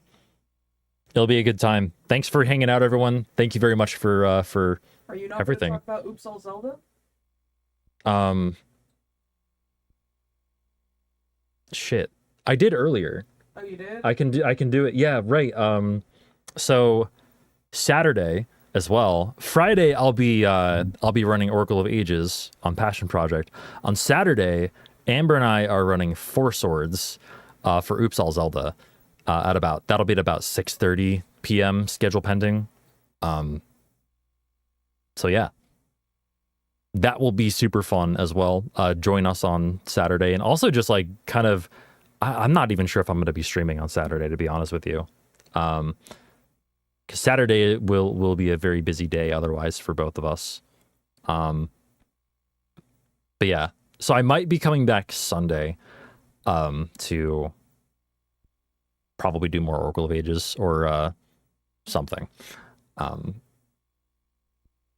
yeah, thanks y'all. I'm tired. I'm gonna head out. Thanks again for watching, everyone. Have a great rest of your day or night. Stay safe, stay hydrated, keep it chill, and I'll see you then. I'll see you on Friday for Oracle of Ages on Passion Project, and on Saturday, Amber and I are doing Four Swords for Oops All Zelda this weekend.